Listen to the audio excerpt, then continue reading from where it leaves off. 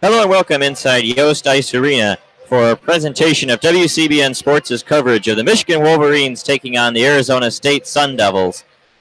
Michigan entering the game at number 13 in the country, Arizona State not ranked. I'm Alex Drain alongside Peter Monahan.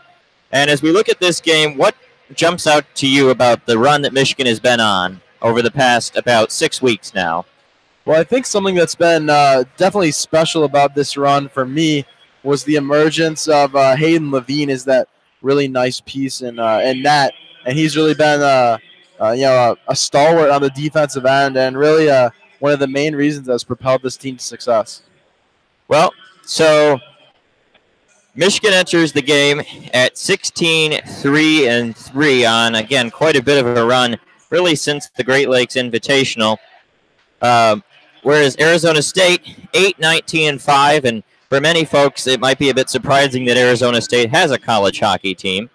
So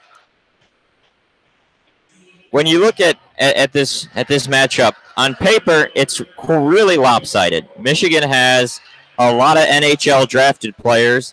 Arizona State just one, but I think it's fair to say Michigan cannot fall asleep on the Sun Devils. Oh, I mean, I think you're definitely right, Alex. And what's interesting is even though that record doesn't look too nice, the Sun Devils were actually ranked earlier in the season. I know they were at least 23.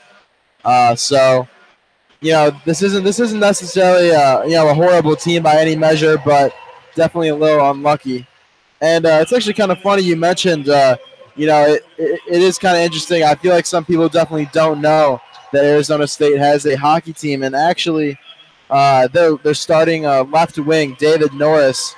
He is the last Sun Devil on the team that has transitioned from the club team they had previously. So this team is definitely, with Norris as the last one on the club, they're definitely transitioning into, a real hockey power. And we're just getting the starting lineups coming out onto the ice. Michigan in their final home regular season weekend of the year. Senior Day will be tomorrow night, as Michigan will be honoring the few seniors they have. It's a pretty young team in general. And now we are going to pause for the national anthem.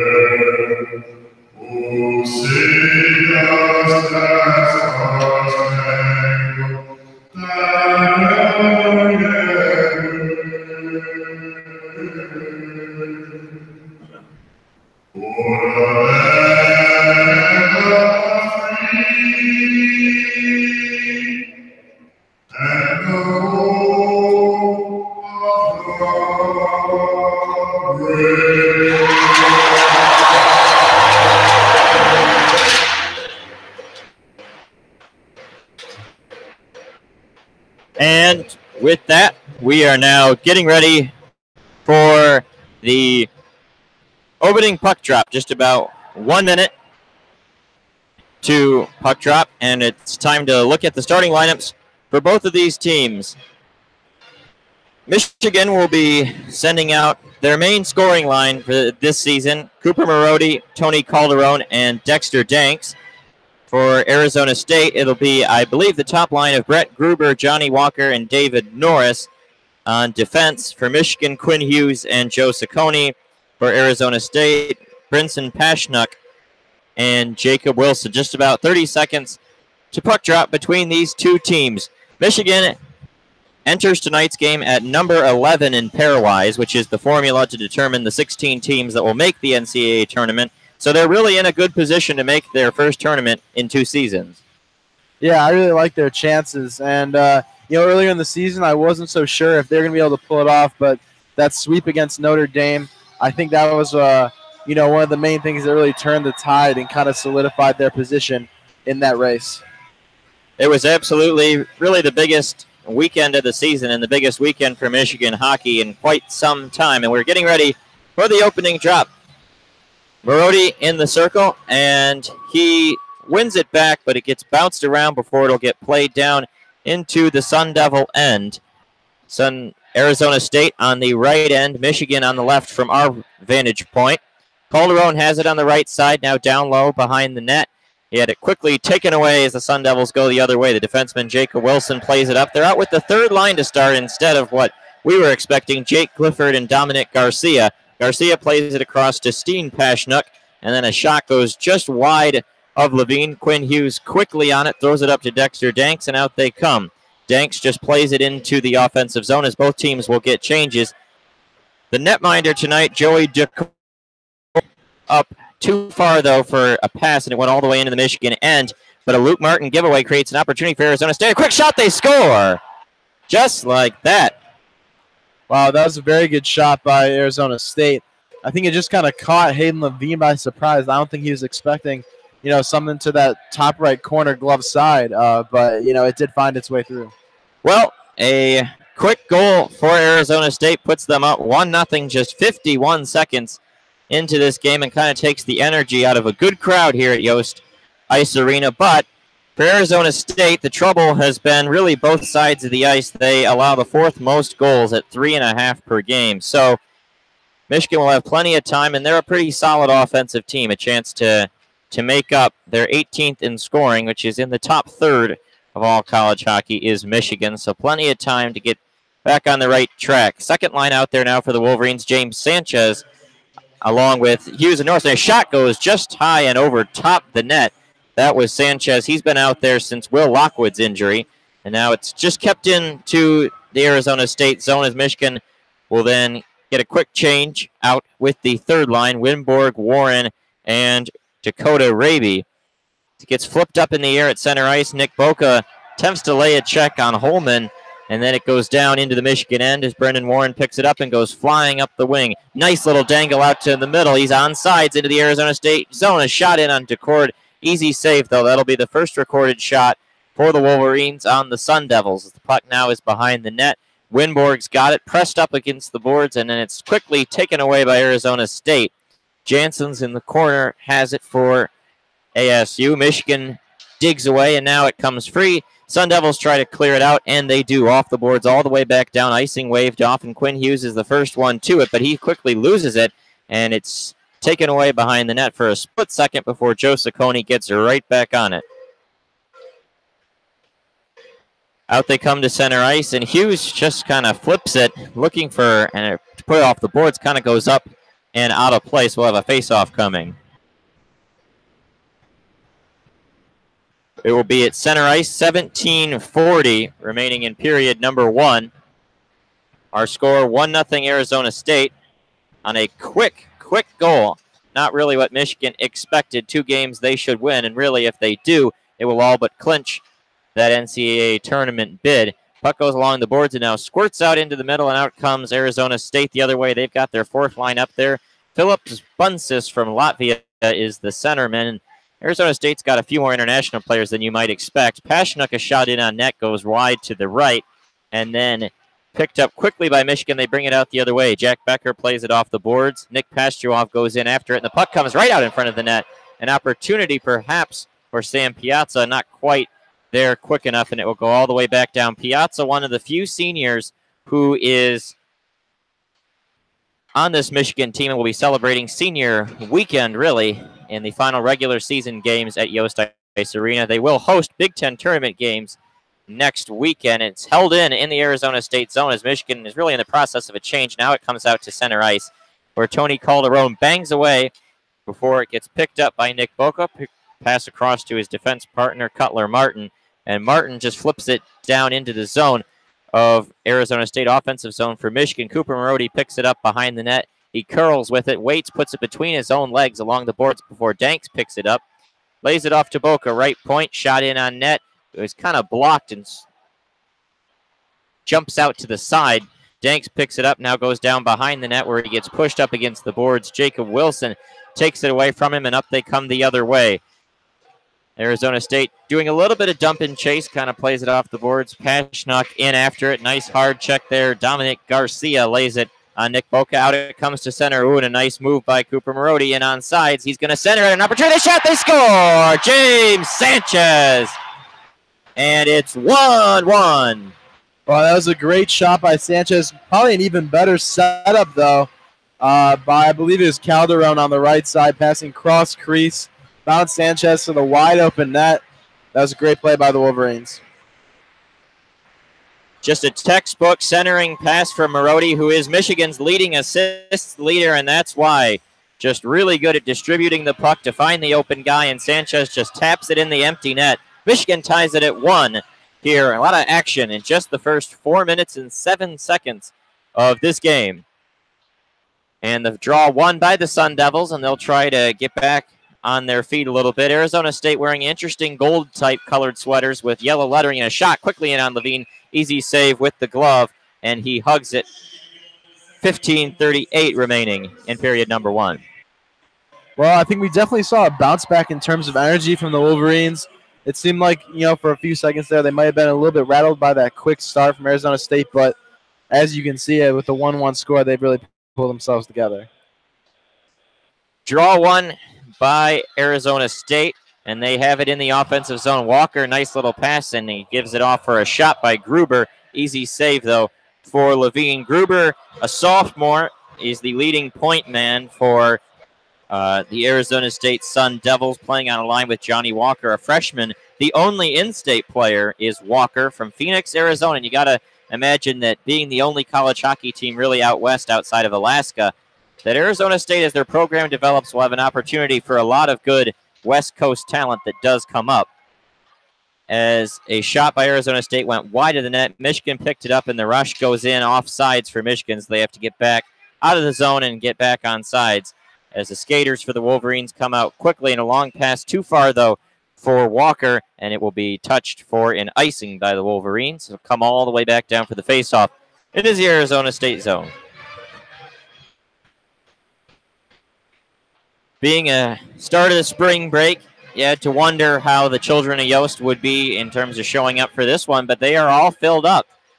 Yeah, they've definitely come out in full force to support their Wolverines, in the last few games.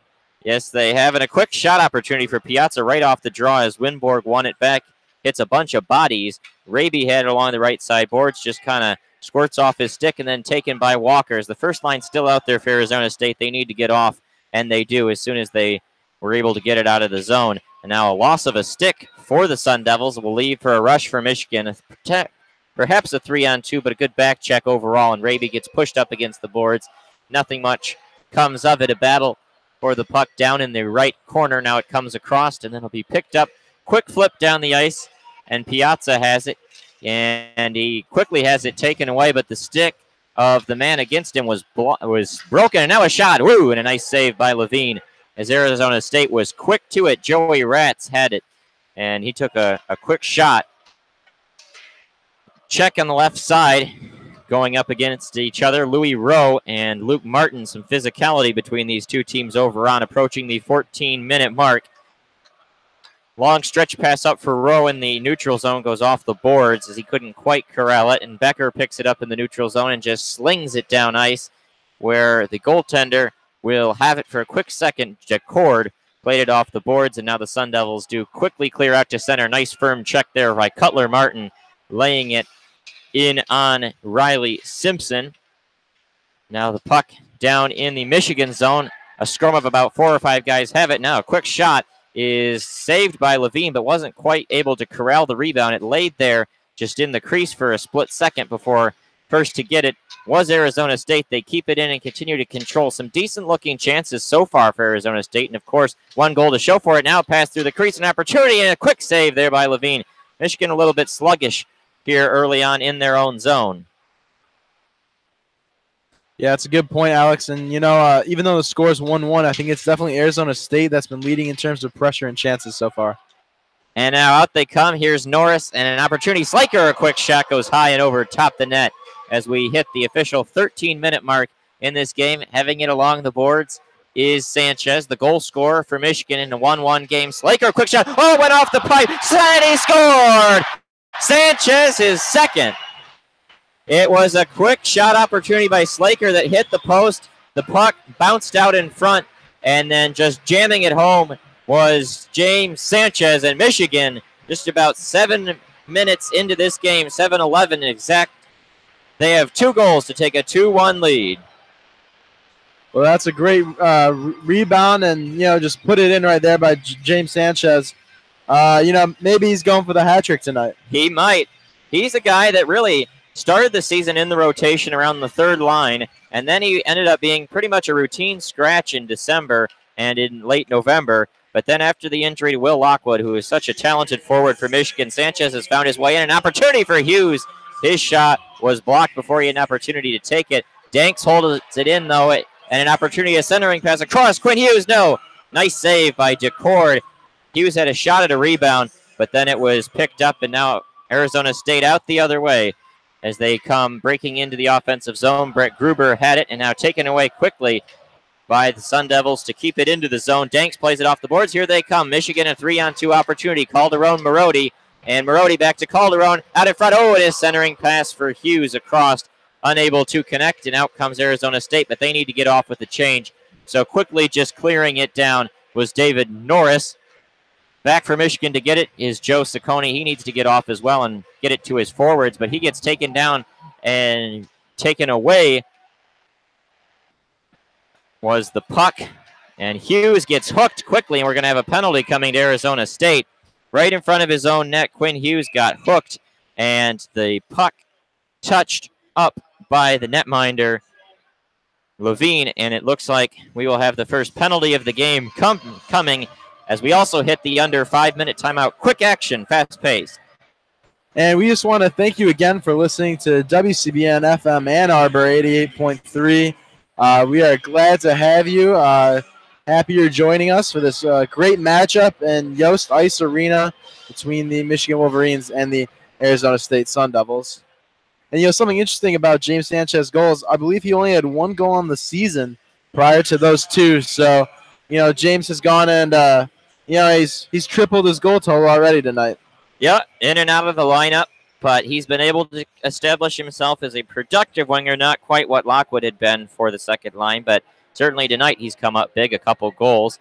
And with the penalty now taken by Arizona State, Michigan will have their first chance to send the power play out there. And against a team like Arizona State, who's really had a tough season, this is a big chance for Michigan to get their power play back on track. Special teams has been the Achilles heel. While they've really cleaned up 5-on-5 play, Michigan was able to dominate Notre Dame at 5-on-5 last weekend, but really struggled with the extra man and when short-handed.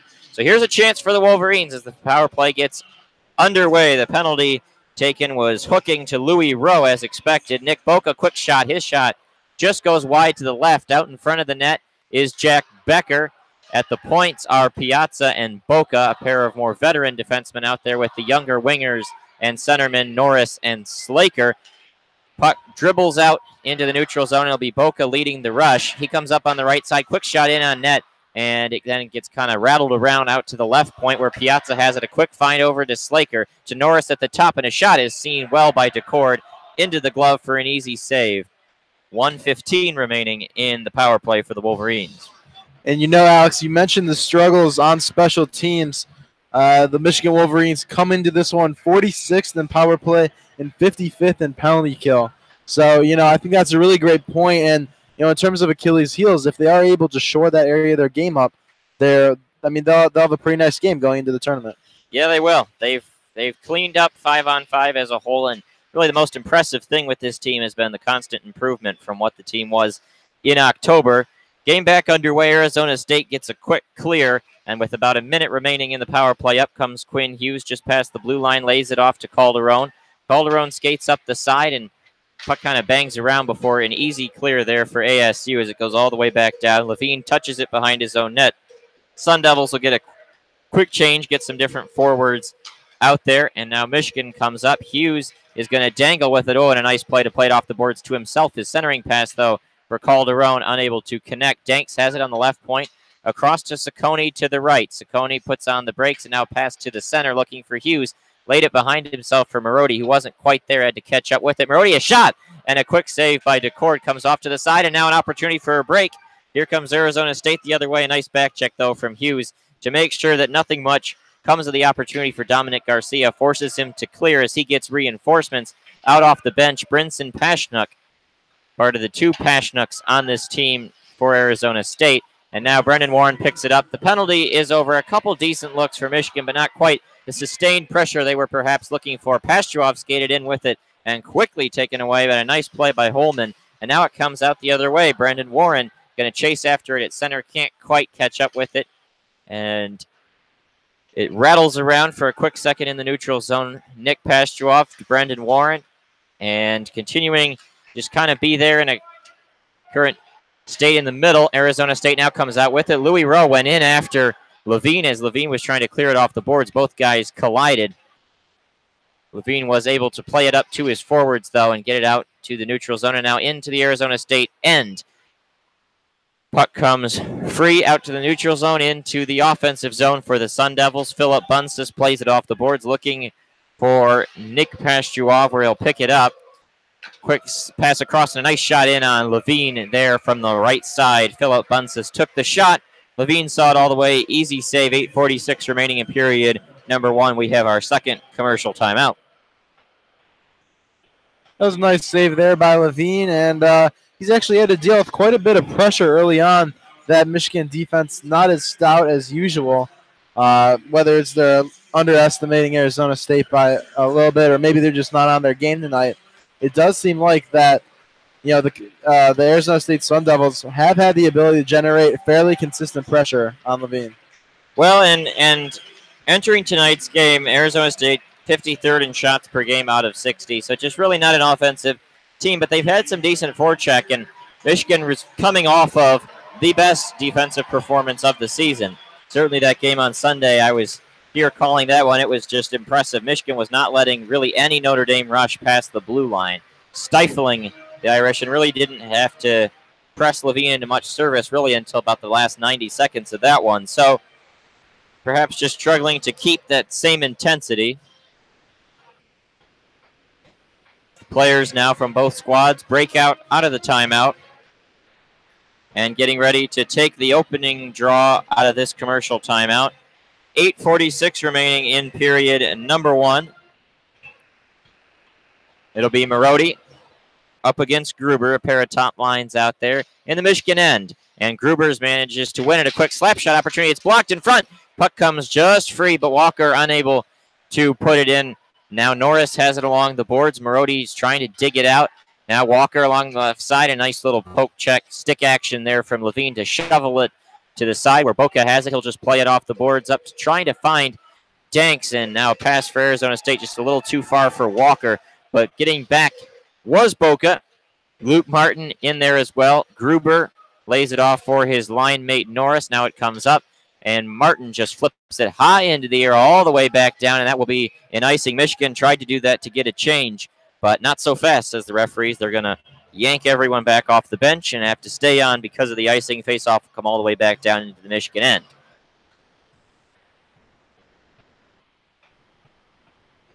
.809 remaining in period number one. Shots now 8-7 in favor of the Wolverines. Arizona State 6-5 advantage in the face-off circle and make it 7-5 as they do quickly win that one. A shot goes high and top over the net. Martin pushes it gently up to Boca, and they do get it out. They're going to call an offsides, though, on Arizona State, as they tried to keep it in ever so slightly in touch for an offsides. The faceoff will come outside the Michigan and right by the Meyer sign in the neutral zone in front of the Red Berenson Rink inscription. And Michigan, because of that, was able to get the change they wanted. Wimborg now in the faceoff draw, and the Swede was able to win it, but now we got another offsides on Arizona State, just a little too quick into the Michigan end. Yeah, that was a little too quick there, Alex, but I think, if they're going to have a chance in this game, they're going to have to maintain that quick, fast-paced tempo, and they're going to have to be able to try and get advantage of maybe some sloppy play by the Wolverines' blue linemen. Ciccone, long stretch pass up for Warren, and in on sides to the left. Warren's going to go quickly down behind the net, stop on a dime, try to turn around and look for an outlet feed. Now the puck goes in down behind the Arizona State end, where it is quickly picked up, played all the way along the boards, where Hughes will grab it and then again stop on a dime. Just so good with the skates. Smooth, and now long pass in, looking for a tip from Becker, was not able to quite get it. And Wimborg goes in after it. Arizona State just trying to clear it out, and they are able to. And they'll do the breakout rush as an opportunity to get the change. And Huff, long shot in on Levine. Kicked aside with the pass over to Ciccone. Ciccone plays it back to Hughes. And Hughes will just hold it and let his skaters go out there and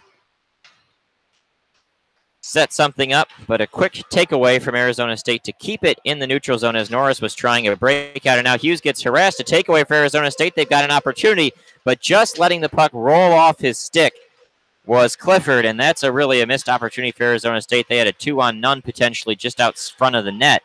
Could have been a pass to the center for a one-timer, but just unable to settle up, and he had to go behind his own net, as now Michigan's got it. Norris turns around and just backhands it down low where he knows he's got his winger Slaker, and a pass out front to Martin, and his long shot in, blocked in front of the net, and now it's held in the Arizona State zone, goes up and off a hard check laid down there on the right side and goes up out of play.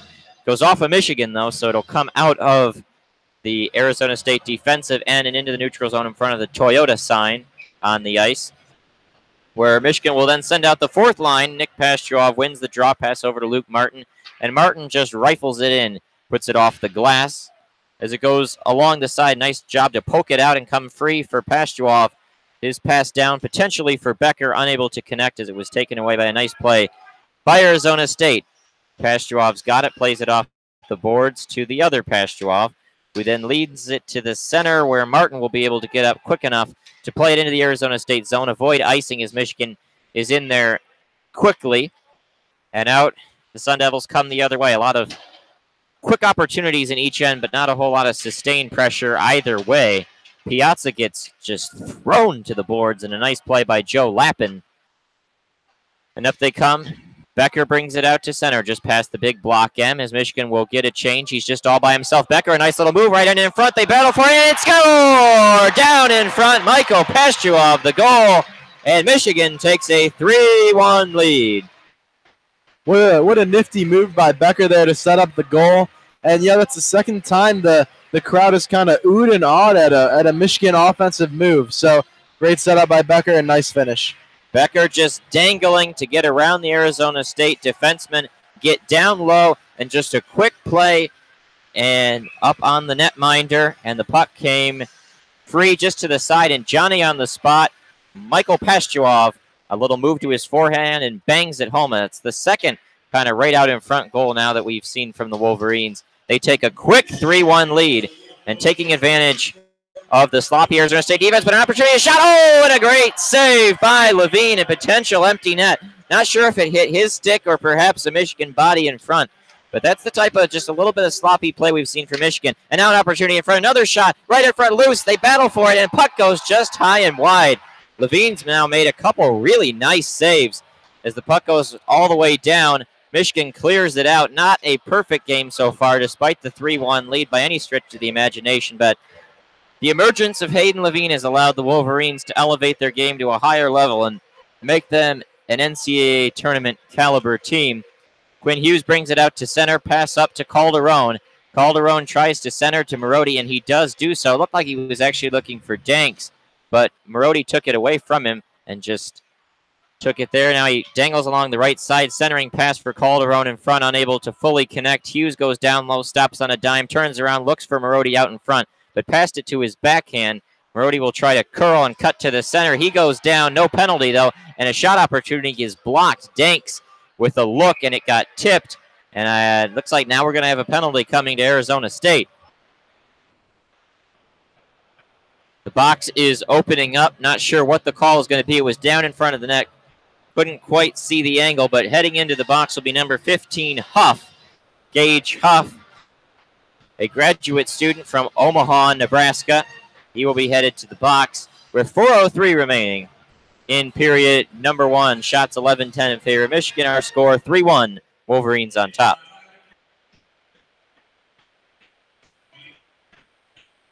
Well, as we look at this game so far, I think this is a kind of a crucial penalty, it feels like. Because if Michigan can get a 3-goal lead in the first period, it'll be mighty tough for Arizona State to come back. Yeah, I definitely agree, and I think kind of building off what you had mentioned earlier in terms of working on the special teams, I think being up 3-1 in kind of a relatively low-pressure situation as the score stands right now, I think this is definitely a great opportunity for the Wolverines to kind of situate themselves, get the kind of plays they want going in the offensive end on the power play. In the last power play, we didn't see a lot of, structure necessarily. It was kind of, the guys are just kind of going for open shots if they see it. We didn't really see a nice setup there. So we'll see what the Wolverines can do on this power play. And now puck out to the point. Boca pass across to Piazza. His shot is tipped and blocked by Dominic Garcia. A nice play. Looking for extended action for the Wolverines. Now it goes down behind Becker. Pass in front to Norris. An opportunity. The puck comes and just kind of rattles around before it is quickly picked up and a clear out. Oh, Boca was able to keep it in at the line for a split second, but unable to actually pick it up once he knocked it down and held it at the line. Arizona State picks it up and is able to get it out, get a quick change, and get new, fresh skaters out there. Moving in past the blue line is Norris, and he had it quickly taken away. Nice job to toe the line and just chip it all the way back down, where Piazza will hold it. Slaker will go off, and Hughes and Marody will come on as the top power play unit for the Wolverines. Ciccone lays it behind to Hughes. And Hughes is going to cut across the red line. And now Calderon, opportunity up in front. Oh, and a nice little redirect in front by Quinn Hughes on a strong forecheck from the offensive-minded defenseman. And now the puck goes into the corner. Hughes takes it out. He's going to skate to the center, but just a little too fancy. Arizona State was able to knock it away, and it comes all the way back into the neutral zone. Michigan will try to set up a rush. 40 seconds remaining on the power play. Ciccone brings it out, leaves it behind for Cooper Marody. Marody, nice pass across for Calderon. Just kind of fanned on it, didn't get it properly as it continues to remain into the corner, rattles around behind out to the point. Hughes pass across to Marody. Marody skates in, now pass across. Hughes a shot. Ooh, and it hit a body in front. Looks like Calderon went down, perhaps jostling with the defenseman in front. Now it goes up along the boards, played hard out, and the Sun Devils able to clear. So it looks like they're going to be able to kill this off. Only 10 seconds remaining in Michigan in their own zone. A couple good looks, but still just not tactically damaging. Dakota Raby had it and then lost it along the right board. Jacob Wilson grabbed it, and he played it all the way back down. A lot of young players on both these teams. Arizona State, a young program, not a chance to really have a whole lot of seniors outside of a couple guys that were left over from the club and some seniors who transferred over. The puck now comes down behind the net. Wimborg had it for a split second. He tried to play it out in front, but Janssens was able to quickly take it away. Pass up to Pashnuk. He brings it out, plays it off the boards behind Levine, perhaps looking to connect with Rowe down behind. And now skating in with it, turning around, having it taken away, though. Nice play was by Wimborg, and Gruber had it and was the one that had it stolen. Wimborg's shot goes high and over top the net as his long offensive rush was able to let Michigan get a change. Wimborg will go off and allow for Nick Pastrov to come out to the middle, but his brother Michael takes it away. Perhaps a look for Michigan. 1 minute remaining in the first period. It continues to be held in along the board. Sanchez plays to the center. Nice give over to Boca. Boca skates right in. Oh, and his feed potentially for Piazza, looking for the hat trick. Would have been a good look, but just unable to properly connect as the puck goes all the way back down. Icing, though, waved off. Boca just plays it off the boards behind himself. Up comes Pastuov, plays to the center, and to the other Pastuov into the middle, where he was looking to potentially connect with Becker as it goes into the corner, digging away at it. And it comes for Nick Pastuov, still battling. 25 seconds remaining, and the Sun Devils just pick it up. But now Peck, and then going down low, looking for Nick Pastuov was Becker on his pass off that intercept at the blue line. 15 seconds remaining, continues to get held in along the boards. Passed up, but not held in by Ciccone. Comes all the way back down where Clifford chases after, but Quinn Hughes will pick it up. Attempt to, but he gets kind of battled, and now the puck goes out in front. Oh, and a quick opportunity for Arizona State. Goes high and over top, and that will end the first period of play. Our score, Michigan 3, Arizona State 1. Shots 14-10 in favor of the Wolverines. Your thoughts? Well, I think there's definitely a lot we can talk about that happened in that first period. For starters, possibly a save of the year candidate type thing if that was indeed Levine who made that stick save when completely screened, not even able to see the shooter, but sticks that stick right across the crease and tips off. So a great save there by Levine. But I think in general, one of the general themes of this first period was that Arizona State probably had more pressure, but unable to finish when they were given opportunities, whether it be Levine's strong goaltending or just the inability of the Arizona State shooters to find the back of the net. Whereas on the other side of things, I thought that the Wolverines didn't have that many chances, but when they did have a chance, they converted. Yeah, and that's kind of been an opposite of some of the things that we had seen early in the season with struggling to convert opportunities for the Wolverines. They were able to be very efficient. The good looks they got were just plain out goals, able to put up 3 on the board. So shots 14-10 in this one. And as a whole, it was I'd characterize it as a solid first period for the Wolverines. You can't complain with 3 goals, but at the same time, just a few too many bad passes and just opportunities, sustained pressure for an Arizona State team that really does not generate a lot of great looks, only averaging 26 shots per game, which comes out to about 8-9 a period. And they got 10 in this first one, so a bit above their average, not quite what you're looking for. Yeah, and I think you're definitely right when it comes to how that first period was. I think if there was something you wanted to point for the Wolverines, say, all right, we need to improve here. Probably a little bit of sloppiness by the defensemen, but I think for the majority of it was probably just the special teams. It was just being on the power play, unable to convert. And the Arizona State penalty kill is no slouch. I think they're I think they're middle of the pack, 26th in the nation. So it's not the toughest penalty kill, not the easiest. But if you're the Wolverines, I think if you are disappointed something, probably that you couldn't get that power play going, even though you had some chances. Yeah, I would agree with that. That last power play was an opportunity to kind of put the game out of reach, just unable to convert. And Michigan this weekend is playing, of course, a non-conference game. They're the only Big Ten team to be playing non-conference. They finished up their last Big Ten games a week ago, and they have clinched a home series next weekend in the first round of the Big Ten tournament, the 7-team tournament. The number 1 seed, which is Notre Dame, will get a bye, 2-7, 3-6, 4-5. We're just not sure whether Michigan will be the 3 or the 4. Minnesota currently playing Penn State over on Big Ten Network. Penn State has a 2-1 lead over the Gophers. If that score were to hold, it would clinch Michigan as the 3 seed above Minnesota. And I think that score is going to hold. If my eyes don't deceive me, I think we glanced over that game, and Penn State has 46 shots through 2. So Penn State's really generating the opportunities. So I would look for the the Nittany Lions to close that one out and potentially give the Wolverines that 3 seed.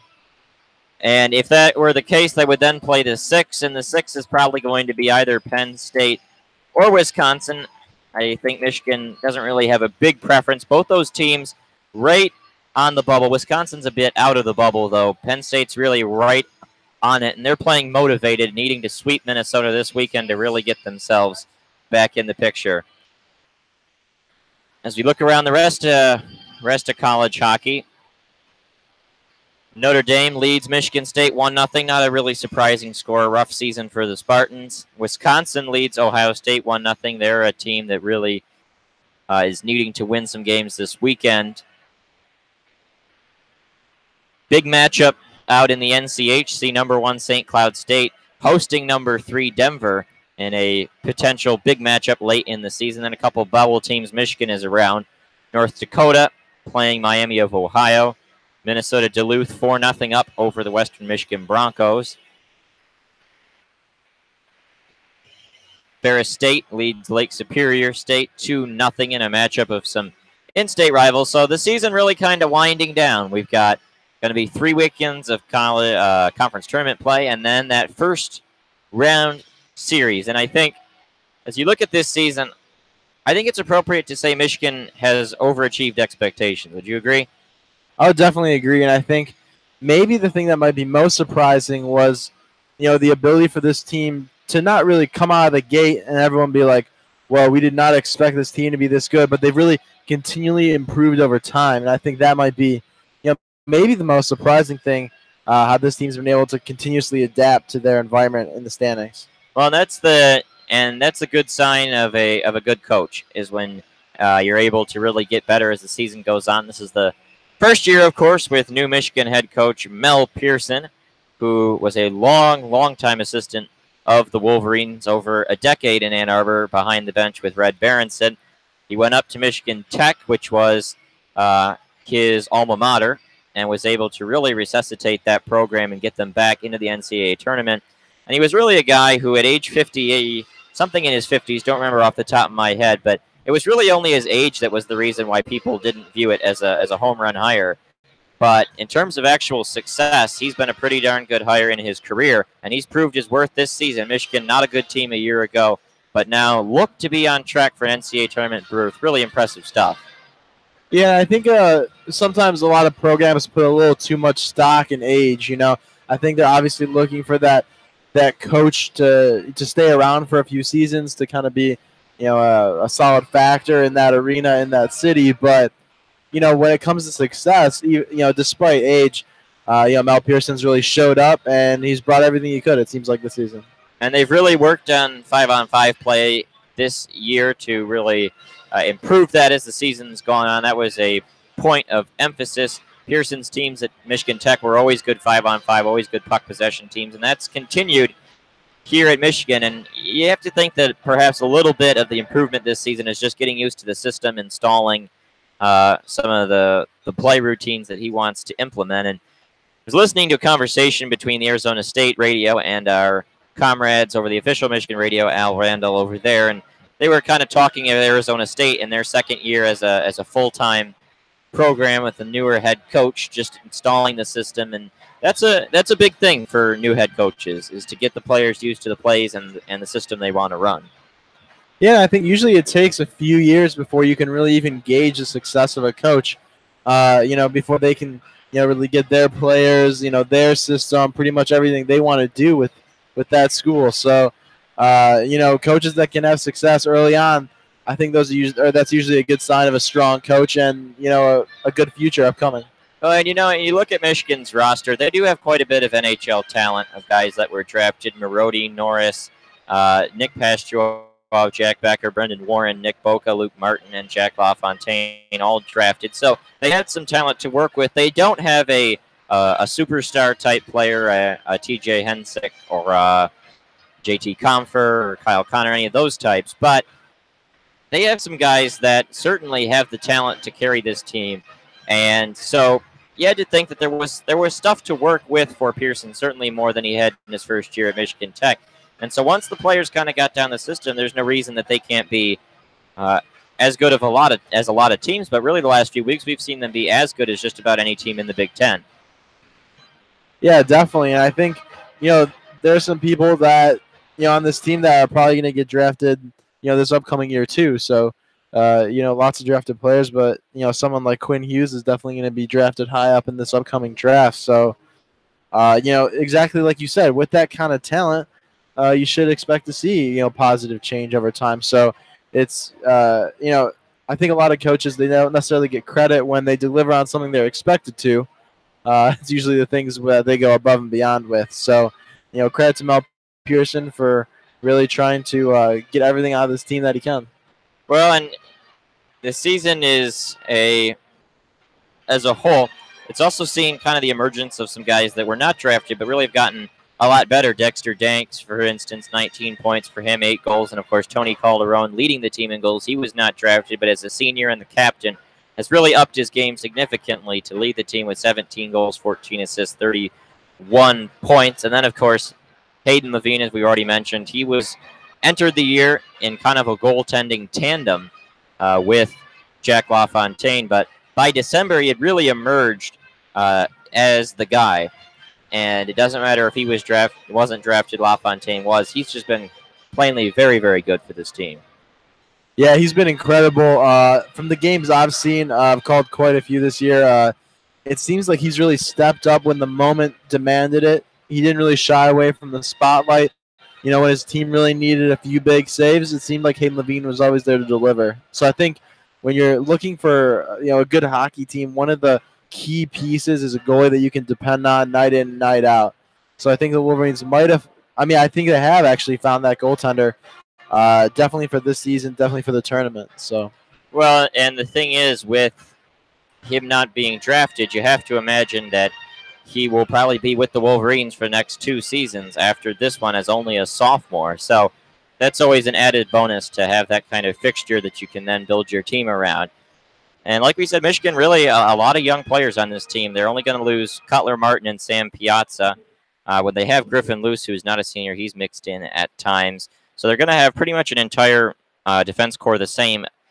Kind of comes down to whether Quinn Hughes will leave for the NHL or not. He'll be drafted very high regardless, but Zach Werenski was, of course, and he decided to come back for an extra season. So that will hinge on that.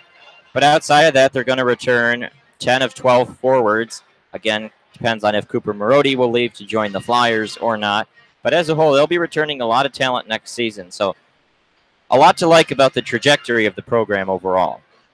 Yeah, I think so too. And I think, correct me if I'm wrong, I think Will Lockwood was drafted as well. Yes, he was drafted as well, yep. So he'll come back in. Yeah, so Will Lockwood hopefully. But, like you said, it seems like there's a real nice foundation here.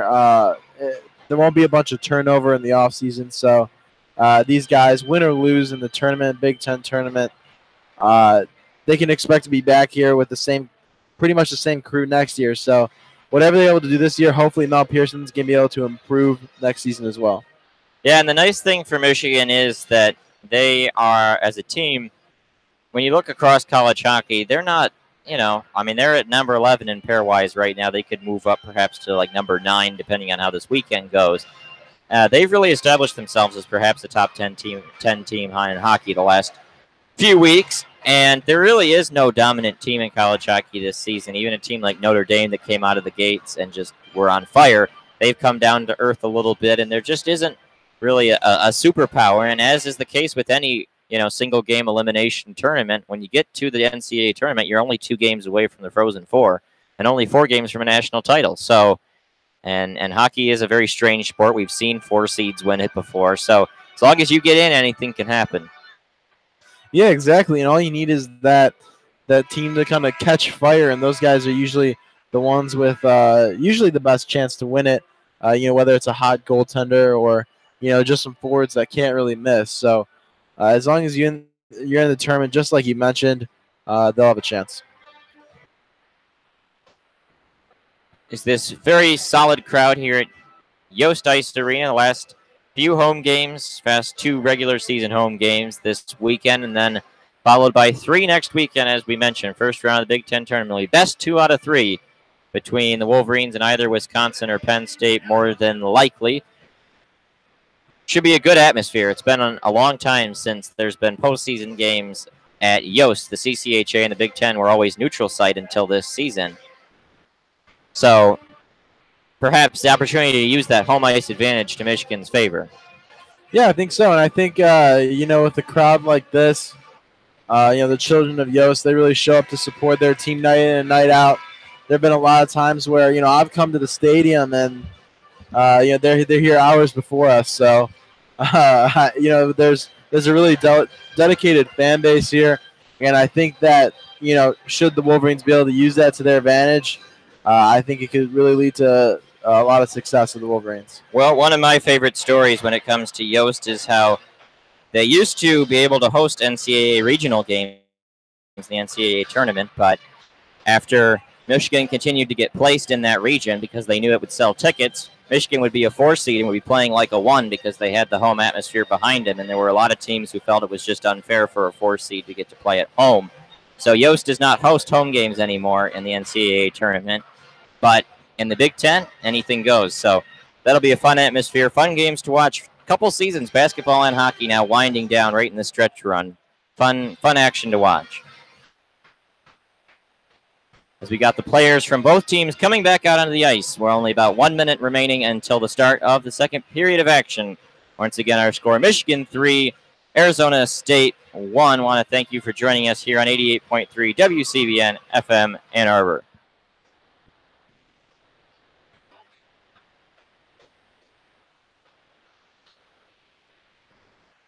Take a look at the first period stats. Michigan, no one really dominating the shot department right now. Hughes with 2, Sanchez with 2. 2 of those, or both of those shots were goals. For their 14, also with 2, Jack Becker. Arizona State, Wilson and Walker with 2 shots, but as a whole, pretty standard-looking stat sheet. So far, the goals, 2 from James Sanchez at 4:07 and 7:11. Michael Pastrov at 14:37, and Arizona State's lone goal, Johnny Walker, 51 seconds into the contest. Both teams are now back out at center ice as we get ready for this second period of action. The opening draw is waved off for an infraction. It is third line for Michigan, Adam Winborg, up against the third line for the Sun Devils, Jake Clifford. Looks like the water bottle fell off of the Arizona State net as both teams have now switched ends. 2 referees are now down there trying to put the water bottle back in its place, delaying the start of this period just a little bit. Trying to figure out how to get the Gatorade container secured to the twine. That's really quite a battle down there on the ice. Referees really doing all they can, and I think they got it secured. They're gonna. It's kind of sagging back, but it'll be okay. It'll stay on, not interrupt any type of action. So, loosely secured water bottle in the Arizona State net, and now we're ready for the second period in the opening draw, won by Michigan. Winborg wins it back. Quinn Hughes picks it up. He'll play it up off the boards. And a whiff there by Dakota Raby. Pass for Arizona State a little bit too far to connect as we begin this second period. It'll be a quick icing. Paschnook not able to grab it, so it'll come all the way back down to the Sun Devil end. Just 13 seconds come off the clock as we begin this second period. Definitely a slow start to this one, but the action should resume shortly. Winborg back at it with Clifford, and Winborg does manage to win the draw. He's been good at that this season. Sacconi's shot is blocked, so he'll just fire it wide. And now Warren, a quick opportunity on the side of the net, and the shot goes just high up and off the net. Raby kind of behind, battling for it, trying to pick it up, unable to, and now Arizona State will clear it along the boards past Sacconi, and it's going to be a race. Hughes and Garcia, and it will be called. Hughes is the winner. It'll be an icing, come all the way back down. That's a tough battle for Garcia to win against a skater like Hughes. Yeah, Hughes is the type of skater that can really, blow by you. He's got that breakaway speed. So, Quinn Hughes definitely tough to beat going back into his own zone. So out comes the first line for Michigan. Arizona State unable to change. Cooper Marody unable, though, to win the draw. But Danks is able to pick it up behind the net, and quick opportunity. He skates out in front, a shot.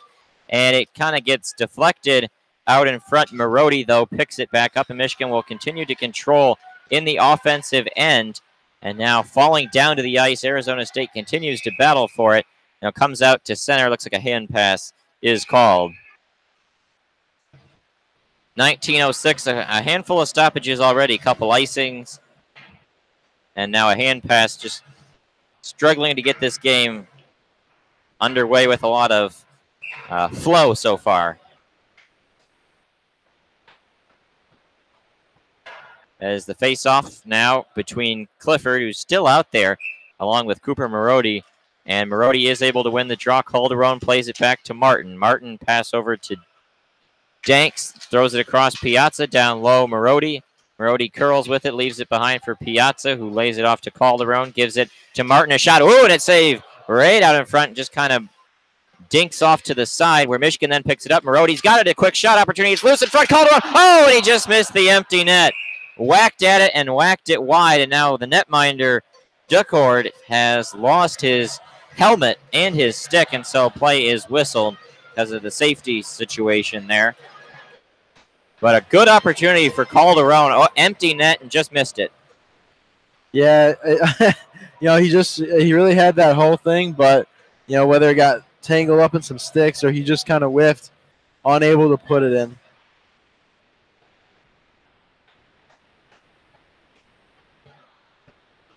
Well, it looks like Duckord has got his gear back on, and he's almost ready to resume play, so there'll be a face-off right to his right there in the Wolverines offensive zone.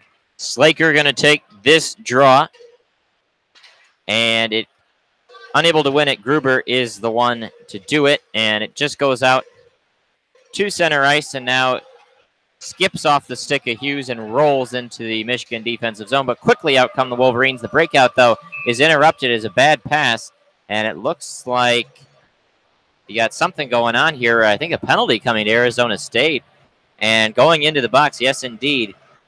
Off into the penalty box is Johnny Walker, the leading goal scorer for the Arizona State Sun Devils.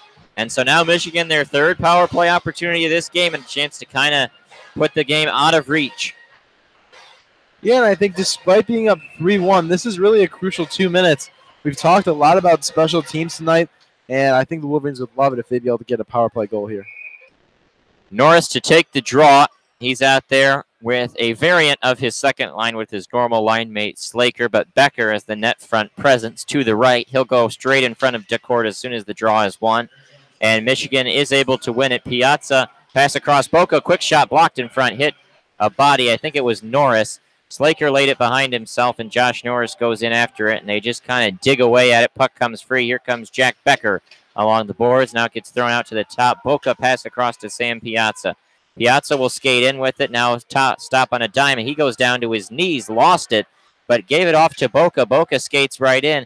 He'll just curl around behind the net, pass it out to Slaker at the right point. Slaker will go back to Boca. Boca down low for Norris. This has got the looking of something decent so far for the open shot. Piazza, and he just missed. Can Boca hold it in? Yes, he can. Pass down low to Slaker on the left side. Slaker double teamed, though, by Arizona State, trying to get it out. Can Gruber do it? No, he cannot. Michigan continues to hold it in, a full minute of action, and now Piazza's shot gets deflected, tipped by Michigan, or by Arizona State. They'll keep it in the attacking zone for the Wolverines. It was a pretty solid first 55 seconds of the power play. Some decent looks. Yeah, I think it's definitely a kind of a different story compared to the first period and the power plays they had there. This one seemed a lot more organized and a lot more patient, waiting for that right shot. Marody to take the draw. Danks to his left. Calderon to his right. Gets kind of batted around. But Michigan, again, able to win the draw. Always so important to establish possession on the power play. Marody pass to the center. Calderon loose in front. Danks has opportunity. A shot. Calderon's shot is blocked. Hughes picks it up. Ooh, and a nice little skating move and a quick shot. That one is blocked. Some good opportunities for Michigan, but bodies in front for the Sun Devils to stop these rushes. Pass across to Ciccone from Hughes, and Ciccone takes a shot in on net. That one is blocked. Just continuing to really stifle chances are Arizona State by getting those bodies in front. The puck comes loose in front of the net in the crease. Danks with an opportunity for it. Now Arizona State is able to clear it all the way back down. Rowe was the one to do it. And it'll be picked up behind Ciccone. Will skate with it. About 20 seconds remaining. Some good looks for Michigan on a power play they just haven't been able to cash in on so far. Now skating into the middle, Marody, nice little move, lays it off to Calderon. Now Marody goes with it, leaves it off to Ciccone. He's going to look over for Hughes on the left point. Hughes stops, turns around with it. Watched by a couple Sun Devils as the puck gets blocked on that pass down into the side. Out of the box is Miller, and the shot now behind as it got blocked. Danks picks it up. A lot of good shot blocks for Arizona State there to prevent DeCord from having to make a lot of good saves. Walker then picks it up, lays it behind himself to Simpson. Simpson out to center ice. He'll play it off the boards, and a full change coming for the Sun Devils. 16 minutes remaining here in period number 2. Now the puck goes all the way just a little bit too far. Slaker goes in after it. DeCord has it, and he's going to try to clear. Oh, empty net, Winborg. Oh, what a save! Oh, my gosh. Holy mackerel. That was DeCord tried to clear it with his paddle. Winborg caught it out of midair, put it down to his stick, and had an empty net. And DeCord came flying in on his belly to make a diving center fielder glove save. Holy mackerel. Wow, we've seen 2 great saves from both goaltenders tonight. Wow.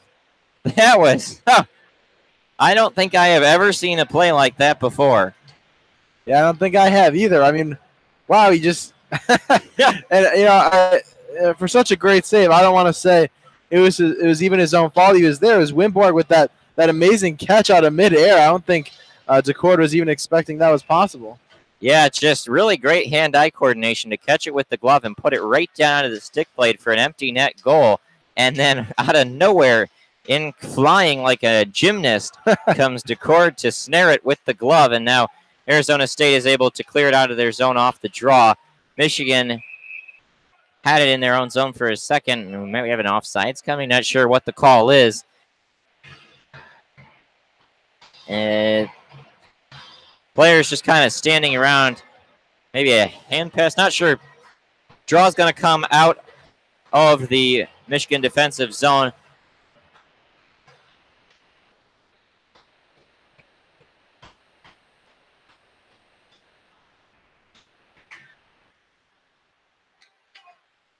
As the draw quickly won here by the Sun Devils along the board. Slaker and Norris in after it. As Arizona State will regain possession. A long stretch pass up for Walker. He's able to grab it for a second. Got poked away from him. And now Martin holds it behind the net. Plays it off the boards. Comes out to center as it'll be picked up by Norris at the blue line. He skates in with it. Tries to put it up in midair for a split second. Now it comes down on his stick blade. The Sun Devils will pick it up, and they hold it behind their own net. Pass over into the middle, and out they come the other way. Arizona State's Norris passes it across to Walker, and he's got a trailer, but it just skipped off the stick, and now, a shot went through the crease. Cutler Martin went off his body, and now down low, puck gets tipped around. Slaker will pick it up. He'll bring it out to the blue line, and will get just across center ice as he chips off the boards all the way back down behind the Arizona State end. Michigan will get a wholesale change, whole new line out there. They'll cycle down to the 4th line. Both Pastuovs and Becker. Now Arizona State picks it up. Walker is still out there. He needs to get off as the first line for Arizona State will cycle off, and out they go with a fresh set of skaters. It'll be the second line, Gage Huff, Dylan Holman, and Louis Rowe. Out there for Arizona State. They're trying to clear it out of their own zone, unable to do so. Becker had it for a second, skipped off his stick. Now Nick Pastuov's got it. His pass across for Cutler Martin. His shot, just goes wide of the net. And now it'll be passed across. Battle for Martin, Pastuov, all just kind of jamming away at it. And now it comes out into the neutral zone. Michigan going to pick it back up and send all the way back down. Where it'll be picked back up. Went off the stick of Huff, where Michigan will then pick it up. Nice little forecheck, but Ciccone was able to get it across to his defense mate Hughes, who will be leading the forecheck himself. Looked for a wraparound opportunity, but skipped off his stick, so he'll try a center across for Brendan Warren. Warren had it for a second. Now an opportunity. Ciccone shot scores! And just like that, Joe Ciccone, a great one-timer, top shelf, 4-1, Michigan. Yeah, I mean, I don't think there's much else you can say about it. He just kind of posts up right in front of the net and waits for that pass right on the money. Allows him to put it top shelf. Very nice shot. Yep, great pass there from Brendan Warren to Ciccone, who was stepping up, and Winborg not able to get a goal of his own on that nice save by the goaltender, but he was able to provide an effective screen out in front, and that seeing eye shot from Ciccone in the top of the net. And Michigan now with a 4-1 lead, feeling comfortable, but there's been plenty of examples of 3-goal leads being blown in hockey before. So Michigan's just got to settle it down. I mean, of course, Michigan themselves came back from some 3-0 leads, 2 of which against Minnesota in the same series back in November. So they know what it's like to come back from 3 down. They know that feeling. So they've got to continue to be aggressive and push the pace. Winborg brings it up himself, and he kind of falls down as he was being pursued by Janssens, and out comes Arizona State the other way. Steen Pashnuk plays it off the boards and now battled for down behind the Michigan end. And out comes Martin. He plays it off the boards. Pashnuk across in a shot opportunity. It is blocked. Taken away now by the Wolverines. Warren plays it off the boards. And will be down for the defenseman Piazza, who plays it up to Winborg. And Michigan goes back the other way, just playing some little soft toss to get fresh legs out there. It'll be the top line, Calderon and Marody and Danks out there. That passed a little too far for Arizona State to handle, but I believe they got a slight tip of it, so no icing coming. Levine comes out to play it himself, and quickly up to his attackers. Marody leading the rush. Now Marody's got it right in on net. Ooh, and he was just falling to the ice, unable to maintain the balance, needed to thread that into the twine as a long stretch pass too far for anyone to handle as it goes all the way back down. Icing waved off as Arizona State's attacker was able to get there first. Norris it was. Calderon plays it over to the center. Norris intercepts it, but Marody takes it away, just going to dump it off the blue line.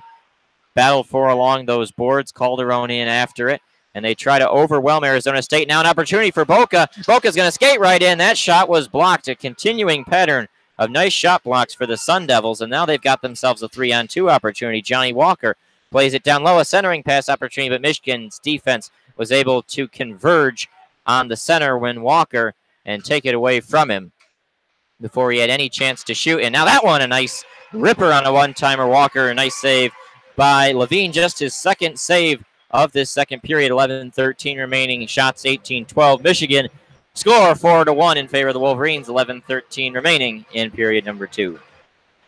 Yeah, I think Levine's definitely a lot less busy this period. He faced a few rushes early on in the first, but here in the second, he hasn't really faced much. And just as you said, that's only 2 shots he's had to go up against. So he's really had kind of a light load this second period. Whereas on the other end, the Arizona State defense, they've really had their hands full, especially their goaltender, who's really had to stand on his head a few times. Yeah, he's had to come up big to keep this game even anywhere in the neighborhood of close. And 4-1 in hockey doesn't really appear too close, but it could have gotten out of hand quickly if he hadn't made some really nice saves, including that sprawling one. And Michigan's missed a couple chances. Calderon had an empty net, was unable to convert. So it goes both ways.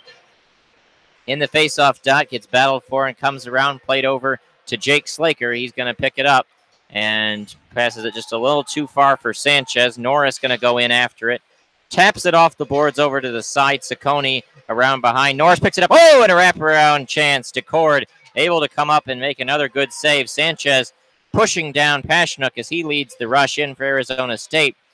The Sun Devils pick it up, turn around with it. Now it comes all the way back out where Philip Bunsis, normally not a defenseman, but he was out at center and was able to pick it up. Now a long stretch pass. Really just kind of went elevated up in on Levine, so he just holds it for a face-off draw. 10:40 remaining in the second period. Michigan seems like they've tightened up their defense a bit from that sloppy first period, starting to see that same aggressiveness in stifling the rush we saw against Notre Dame last weekend.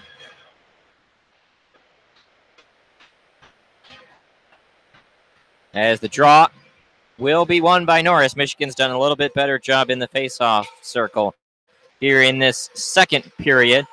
They are now 17-12 in face-offs when it was 7-5 at one point. They've really now had a nice little run of winning face-offs. Always important to establish possession anywhere, not just on the power play. Arizona State leads it into the zone. Walker had an opportunity, and now pass deflected. Norris, a little pass in. Oh, and a nice save there by Levine, but a penalty coming as a sloppy giveaway. When we said they had tightened up the defense, really the first bad giveaway of the period. Now we got some pushing and shoving over along the boards. Looks like Quinn Hughes grabbed a body down there low. It looks like Joey Ratz it was. A couple defensemen jostling with each other. A man still down, though. It's going to be a tripping penalty. Not sure who they're going to give it to. The turnover right in the Michigan end, picked up by the Sun Devils, and they brought it right in on net and just sweeping that across to trip him up. It looks like, I see it here on our stat broadcast, it says Slaker 2 minutes for slashing is going to be the call. Yeah, I think this will be an interesting kind of other side of that. Special teams the Wolverines need to work on a little bit. They are 55th in penalty kills, so they could definitely use a few chances here. Here's Dakota Raby. He brings it right in on net and tries to just shove it into Cord. Though was able to come up with a quick save. Wimborg and Raby both there as the two first penalty killers, and not just important to establish the confidence of killing the penalty, but also keeping Arizona State at arm's distance from them. A 2-goal lead, very different from a 3-goal lead. Arizona State trying to get back in the game. Nice save there by Levine on a slap shot from Pashnuk, who holds it right around the Big Ten logo. Pass across as they're going to go down low. Gruber lays it off back to the point. Pashnuk for a quick one-timer shot. Save by Levine, able to see it. Now pass over across out to the point. Pashnuk back over. They're just playing catch a little bit. And now a clear opportunity for the Wolverines. Hit the glove up in the air of Pashnuk, but able to get out to the center. Little pass up to Walker. He banks it off the boards as it rattles around. 1 minute remaining in the penalty. Michigan's killed it off a little bit so far. Comes up into the air. Brendan Warren puts his glove on it and unable to keep it in. Over at that right point was Gruber. It'll go all the way back down where Norris is going to chase in after it, challenging DeCord. He's out there still with Warren, who I believe will need to get off at some point. Unable to, though, on that possession. Rowe, quick shot in on Levine. Easy save for the Wolverines netminder. Goes off the sideboards, pushed around. Norris had an opportunity, and going down hard to the ice there was Bunsis. No call. Wilson just past center, and he'll rifle it in. Kind of went off his own man, Rowe, and just dribbled into the zone. Now an opportunity for a big shot. Woo, and a redirect in front. A lot of traffic. Hit some bodies. Not sure if it ever got through. Stridesburg playing catch with balance, and a shot blocked. Getting down to take away that shooting lane was Cutler Martin, the senior here on senior weekend, and the penalty is killed off. But Arizona State does have a decent-looking opportunity skating in. Rowe, nice pass across for Stridesburg. His shot, though, blocked. And now Michigan could have a chance on the rush the other way. Unable to really set anything concrete up. Arizona State content with just chipping it down, playing it off the boards. Yeah, I think that was a pretty good penalty kill for the Wolverines. Not really allowing a lot of chances and able to dump it a few times. And they did block a few hard slap shots, so really put in the work on that penalty kill. 7:40 remaining here in period number 2. Hughes' his pass up for Pastuov. Unable to get a lot of rush going. Pastuov had it for a second, just kind of tipped it as it goes down behind the Arizona State net where there's just a jam away, and now the puck comes out in front. Nick Pastuov with an opportunity to try to jam it in. But DeCord stands tall to keep this score 4-1. Arizona State in the deficit, trailing Michigan here at Yost Ice Arena. They got a lot of work to do. And Nick Pastuov lays a nice hard check, and that will get the cheer from the crowd as Jake Clifford got planted down to the ice. Out it comes the other way. Garcia will just play it off the boards and all the way back down. Turning around with it, and now coming out to the middle. Just a quick save there by Levine off the pad. Now bounces over to the side. Pastuov brings it out. He's going to pass it across to Joe Ciccone. Ciccone skates on in, goes right around the defenseman, but Ciccone himself a defenseman. He's just waiting for his attackers to arrive, and now he gets help. He's going to need to, I believe, go off as Piazza is out there, and Ciccone will indeed get off and allow Martin to come on. Marodi had it in the side, and a nice little job to chip it out ever so slightly by Pashnuk. And now a takeaway. Here comes Walker. He's unevaded in on net, and he gets just shouldered off by Martin, but that's going to be a penalty. Luke Martin gets just a little too physical in throwing Walker off his skates, so now a second penalty kill upcoming for the Wolverines. And I don't think you can fault Martin for a lack of effort there. He really put his all into stopping that rush, but like you said, just a little too aggressive, so the Wolverines are going to have to kill off another. Well, as you say, you always going to get your money's worth if you're going to take a penalty, and he was able to break up the offensive rush of that play, so at least he was able to accomplish what he intended, but Wolverines will be shorthanded now for the second time this period and second time in the game. Another opportunity for the Sun Devils to get back into this game. 6:12 remaining in period number 2. Score 4-1 in favor of Michigan. Shots 20-16.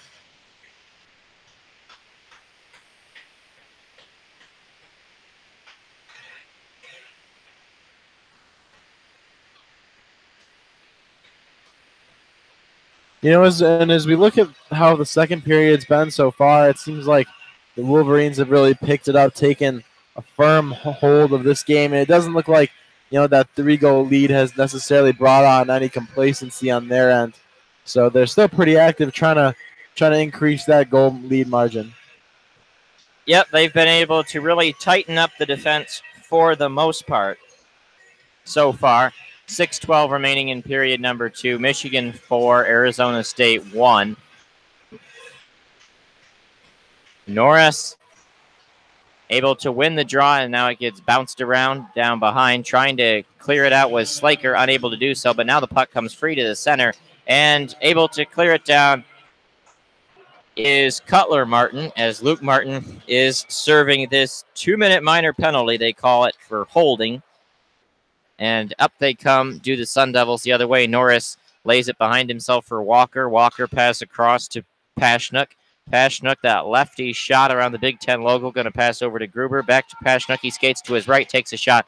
Went off the leg of Norris and went well wide of the net. So Slaker, Norris, Boca will all get off. 5:31 remaining in period number 2. 1:15 remaining here in the power play for Arizona State. Not able to set anything up yet. Norris pass up for Walker, who just plays it off the boards down into the ASU attacking zone, Michigan defensive zone. Raby goes down hard to the ice as he was trying to dig it out of the corner. Pashnuk pass across, and that shot goes high and over top as it rattles around the boards. Walker over to Pashnuk. He skates to the center, and he's going to wind up his shot. Nice save there by Levine, to able to get the pad out, and now cleared all the way back down. Raby will go in after it on a forecheck, allowing the defenseman to get off. And making sure to avoid any kind of a turnover was Decord. Just played it behind himself. Now stretch pass up for Rowe. Rowe leaves it behind Wilson. And they bring it on in the other way. Setting up another opportunity. And now kind of comes free along the boards. Warren at center ice clears it back into the Arizona State zone. So right in this power play for Arizona State, just not able to get into the Michigan zone and really set much of anything up. Yeah, it's definitely been a strong penalty kill so far for the Wolverines. Wilson pass over to the center, and now a shot goes in and just kind of redirects in front. Now out of the box is Luke Martin, but he was unable to pick that puck up as it gets deflected. And not sure where the faceoff's going to be. I think it went off of a body. We have our under 5 timeout. 4:10 remaining in period 2. Just one shot for the Sun Devils on that power play. Overall, good kill by the Wolverines. Not as much in their own zone, but just the ability to keep Arizona State out of the zone and stifle any rush in the neutral zone. Yeah, I think that's a great point. And while the Wolverines haven't had the success they wanted on the offensive special team side of things, you know, defensively with that penalty kill, which we talked about earlier, not very good, ranks 55th out of 60. So not a great penalty kill, but tonight they really look stifling. Well, 4:10 remaining in period 2. Again, shots 20-17 in favor of the Wolverines. Levine, 16 saves out of 17 for a .941 save percentage on this night so far. And now getting ready to take the draw is Nick Pastuoff, and he is unable to win it. Arizona State will hold it in. Rats throws it down behind, and now picked up quickly. Out they come the other way.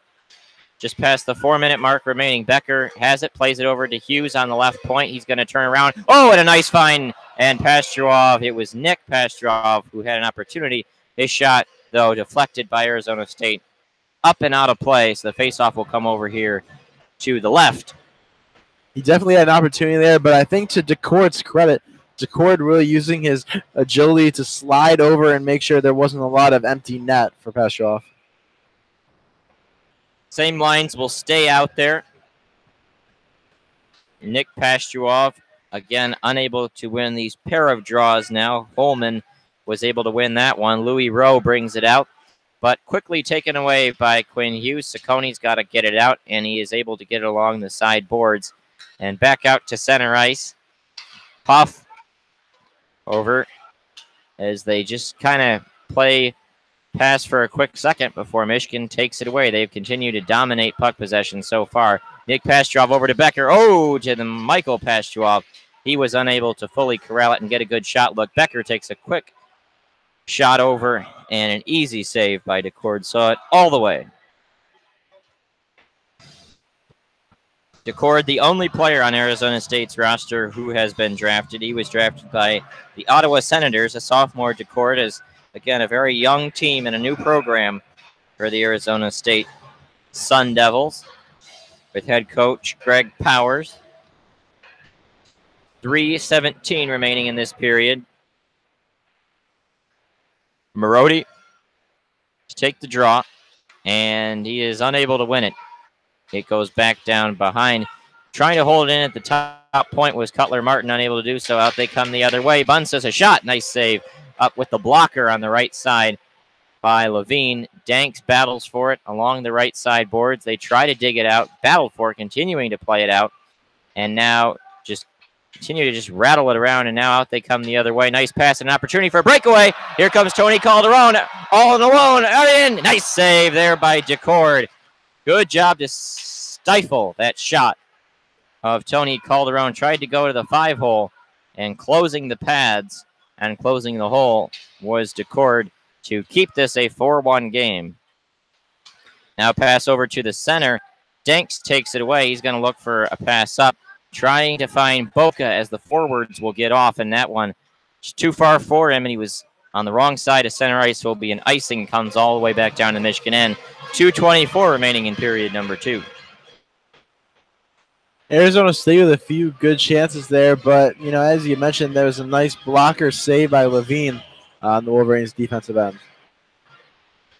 Arizona State, I believe, has called timeout, or perhaps Michigan has. Wasn't quite clear who called it. It'll be a 1-minute timeout, though. Only one timeout for each team in this game. Both squads over to their respective benches to hear the instructions from the respective coaches, Mel Pearson and Greg Powers.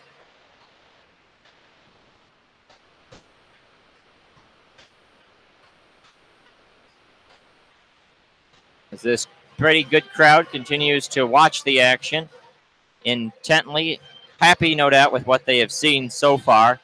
In a 4-1 Michigan lead.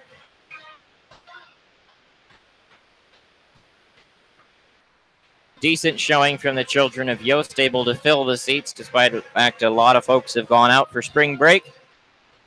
Yeah, I'm definitely surprised the children of Yost section's so full, and, you know, a lot of my classes not so much. So, you know, devoted hockey fans. Exactly. Norris take the draw up against Gruber, and it is won back by the Wolverines. Martin plays it along the boards, looks for Slaker. Nice pass to find Norris. His pass across for Sanchez, unable to connect with him.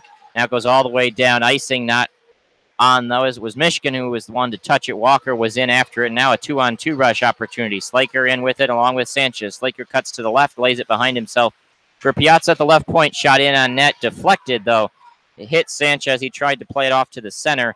Unable to do so. As a breakout for the Sun Devils. Here they come. Norris across center ice. He's going to bring it in just past the blue line. And a little floater in on that. Oh, and a big collision in front. They're going to call a penalty on Slaker. And now Norris goes down hard. Looks like he tripped over a wayward stick. We're going to have the third penalty now coming to Michigan. I think Wolverines no doubt are going to try to say Slaker perhaps was blocked into the netminder to Cord. But don't think it's going to matter all the same. We'll see if they do officially call a penalty. The arm went right up in the air, and they are motioning to get Slaker off. Yeah, I'm not sure that Slaker really meant to necessarily run into DeCord there. DeCord just came a little bit little bit out of his net, out of that zone right there, and he was able to try and catch the puck that had been tipped. But Slaker didn't really see him go into his line of path there, so it's going to be a penalty. 1:44 remaining in period number 2. So there will be 16 seconds left over at the end, or the start of the next period. If Arizona State is unable to convert, this is now their third chance to get back in the hockey game. 0 for 2 so far on the power play, trailing 4-1. And the draw, though, won by Arizona State, but quickly pinched up along the board. Ciccone, a nice job to secure a good hard check. Norris gets it out, but his pass for Raby as they looked for a good forecheck, unable to connect with him, taken away, and Arizona State gets it right back in the offensive zone. Gruber on the right side, pass over to Pashchuk. A shot, they score. A nice one-time cannon there from Johnny Walker, the leading goal scorer, and it goes top shelf, beating Hayden Levine. And on the 19th shot of the game, the Sun Devils are able to convert. 1:25 remaining in a 4-2 game. Yeah, I'm not sure there's much you can do about a shot like that. So quick off the one-timer, but the penalty kill for the Wolverines, 2 for 2 in the beginning of the period, but then allowing that one there. So not necessarily their strongest aspect of their game, but definitely something that they can work on. And the play back underway. Michigan now up just 4-2. Arizona State quickly allows Michigan to bring it into the offensive zone. Dakota Raby has it. Wimborg plays it out, and Quinn Hughes has got it. He turns around and looks to the pass over to Dakota Raby. He'll bring it in just past the blue line, try to move with it to the side, and Pashchuk has it. Long pass across, and offsides are the Sun Devils, so there will be a face-off coming outside the Michigan end. 50.9 seconds remaining in period number 2. Shots now 23-19 in favor of Michigan.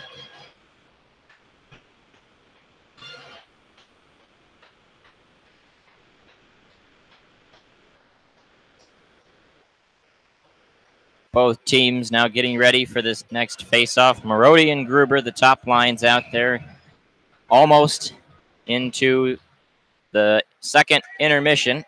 We'll see if there's any sustained pressure from either side or any good looks here in the last little bit of play. Puck comes out right in front of the Michigan end. Danks, Calderon, both have it. Unable to really create an opportunity there. Now it comes back into the Michigan end, and a quick shot look goes wide of the net. Arizona State playing with a little bit more passion at the current moment, looking a bit more lively. Michigan breaks out for perhaps a 3-on-2. Marody's got it. He tries to center, looking for Danks and Calderon out in front of the net. 15 seconds remaining.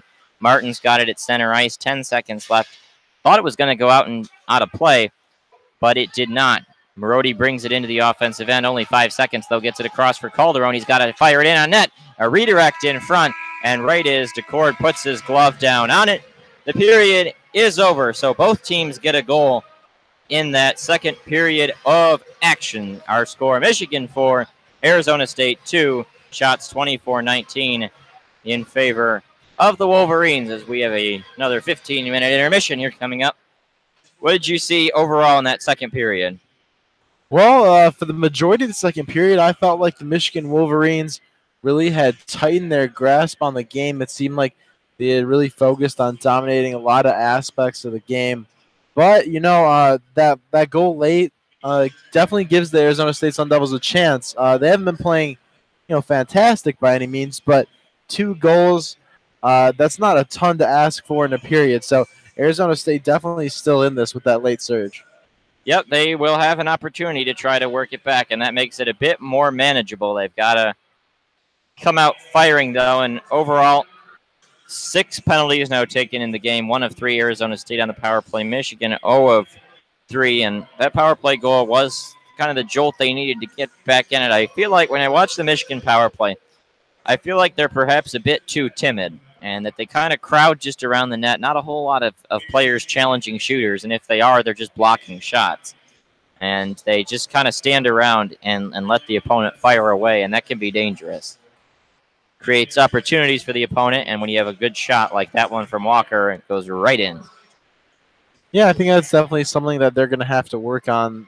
That's pretty much been one of the main themes of this game that we've been talking about is that lackluster special teams of the Wolverines. So, if they are able to kind of get something going with some consistency on that end, uh, with the 5-on-5 being dominated, like you've mentioned already, I think that they'll really be in a good position for future games.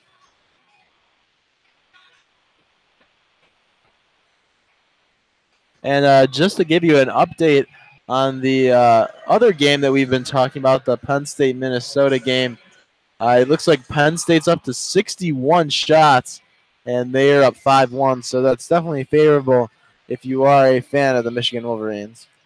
Yep.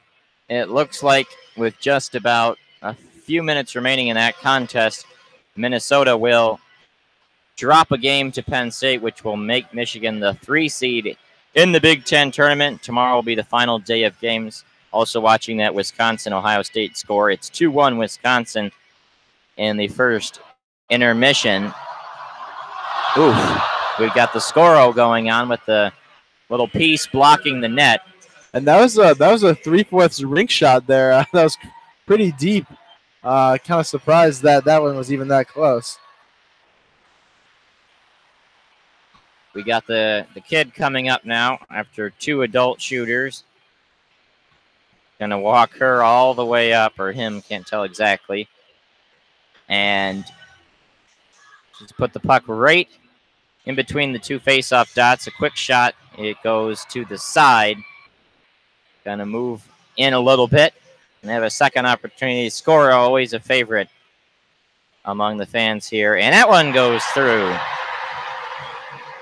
Well, it's always nice to see that smile. Yep. After getting that, I believe the Myers gift card there. So maybe something more for her parents than her. But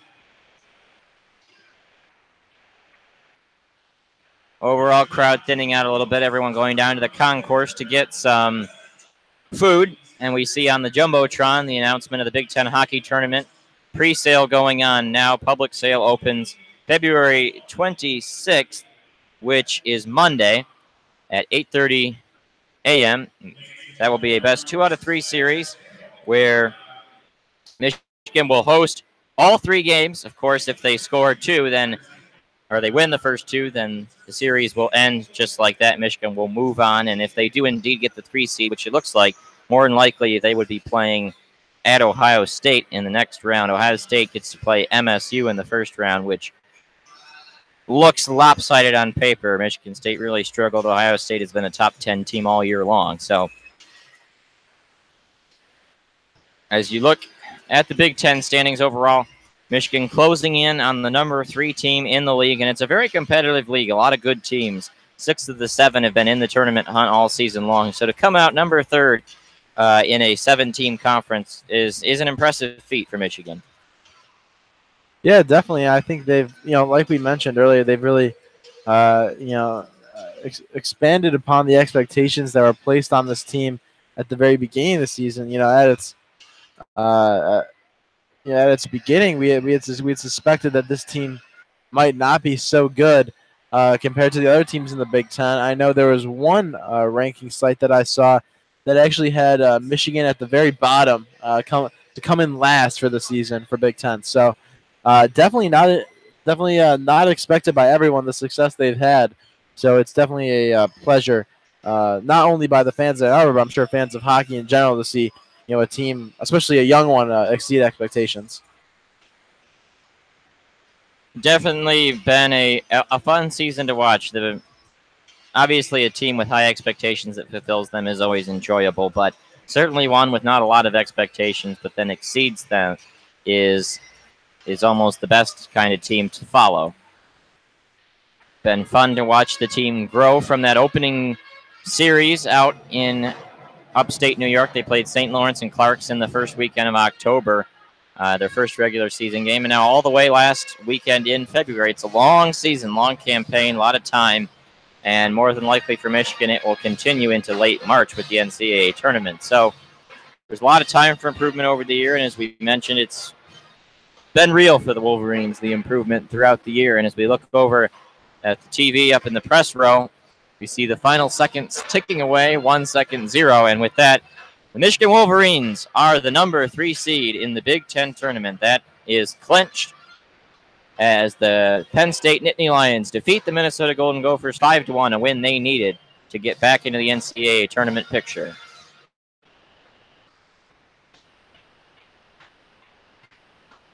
Good win for Penn State. And we'll see whether they or Wisconsin will be the team in here next week. And I personally would probably prefer to play Wisconsin over Penn State, but they're both solid squads. Yeah, I think me personally, I think I'd have to agree with you, especially after that very strong showing by Penn State. I mean, getting 60-plus shots on a team like, Minnesota, that's not – I mean, that's definitely something to talk about. I think that's not, something that regularly happens. So it's the Penn State style. They throw a lot of stuff in on net. Annoying team to play against. And Michigan's had their decent share of success against both those teams. They've beaten Penn State 3 out of 4. They've won a shootout against Wisconsin, beaten them in regulation once, dropped a couple games. So, yeah, it's a conference where you're not really picking between easy teams to play. Really only Ohio State against MSU. But certainly if you're Michigan or Minnesota, it's not a whole lot of great options to play against. You're going to be in for a tough battle, whoever you're up with. There's just about 8 minutes remaining here in the second intermission. And we'd love to thank you guys again for joining us on WCBN FM Ann Arbor. That's 88.3. We love our listeners, and we are very happy to have you guys join us. Just to remind you the score, 4-2 Wolverines lead the Sun Devils here in Yost Ice Arena in Ann Arbor.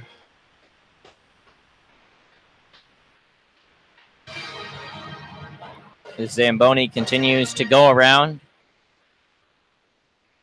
as these two teams will come back out onto the ice in about 5 minutes. And with that game in the books, updating the other scores, Notre Dame really pouring it on Michigan State 6-1.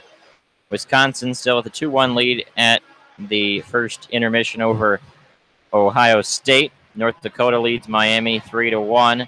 Duluth now up 6-0 on Western Michigan, a lopsided score. Omaha up 2-0 on Colorado College. So some bubble teams winning their games tonight, not helping Penn State in the tournament picture.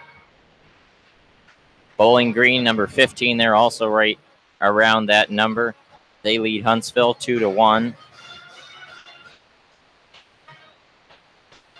Clarkson tied in a 3-3 game against Princeton. That's been a kind of an interesting story. Clarkson beat Michigan in the first weekend of the season, and Michigan felt they played a better game than Clarkson, just unable to put it together for a victory.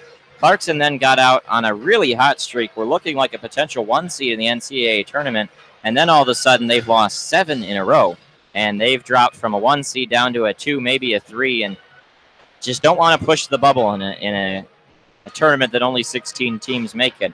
So Clarkson tied 3-3 with Princeton. They've got to be feeling the pressure to try to pull out a win. They've dropped all the way to 10 in the overall, or in the polls, 7 in pairwise. And I think something to note, we'd love to give a shout-out to our in-studio engineer, Alex Kramer, tonight. He's doing a great job for us, making sure we can reach you guys. So big shout-out to Kramer in studio. We really appreciate him coming in, especially, on a Friday of break. He could have been maybe in the Bahamas or somewhere else, but he's here with us, so big shout-out to him. As the whole student section now doing the full Blues Brothers routine, getting the crowd into it. The really no empty spot in the Children of Yost, even at intermission. The rest of the crowd a little bit empty right now with everyone out getting food.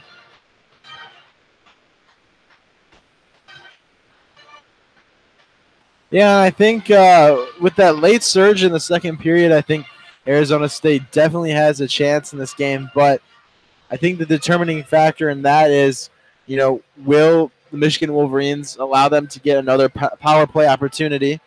I think that would definitely help them. And I think also if Arizona State's able to strike early. I think that's really important. I think if you're Arizona State, you can't find yourself down 2 as you reach that 10-minute mark, because then it gets a little concerning, and it's usually then that teams try and force things, and it gets even harder to come back. Yeah, and if you're Michigan, you want to come out really quickly and get a quick goal and kind of put the game out of reach. Certainly it would be quite demoralizing to the Sun Devils if Michigan was able to come out really fast and get a goal. Yeah, I think Michigan, I think it's definitely possible for them too. They've really played a solid game despite, the few errors. In terms of penalties, Jake Slaker owns 2 of the 3. Just cleaning up, their play a little bit, being a little bit tighter, a little bit more disciplined. I think the Wolverines should be able to pull this one out. But, that's why you play the third period. The game doesn't end after the second, so we'll have to see how Arizona State answers to this 2-goal deficit. A lot of games still to be played. Both teams have to be ready to go when play does resume.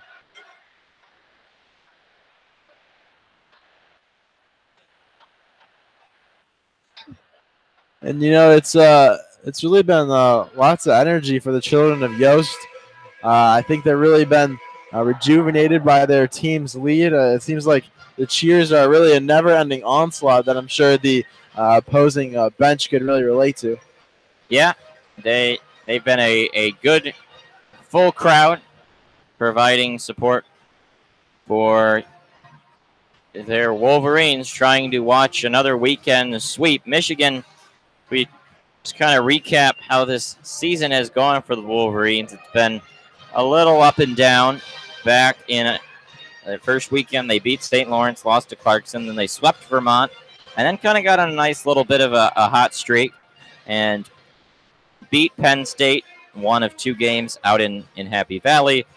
They split a pair with Ferris State, beat Minnesota, lost to them in a shootout in the second game, and then just kind of got cold. Lost to Wisconsin, swept by Ohio State, dropped a game 5-0 to Michigan State, which you never want to do entering the holiday. The Great Lakes Invitational gave up a lot of goals. They were without Quinn Hughes, though, with the World Junior Championships. But since then, they played 2 really good games at Notre Dame, and then after that, just on fire.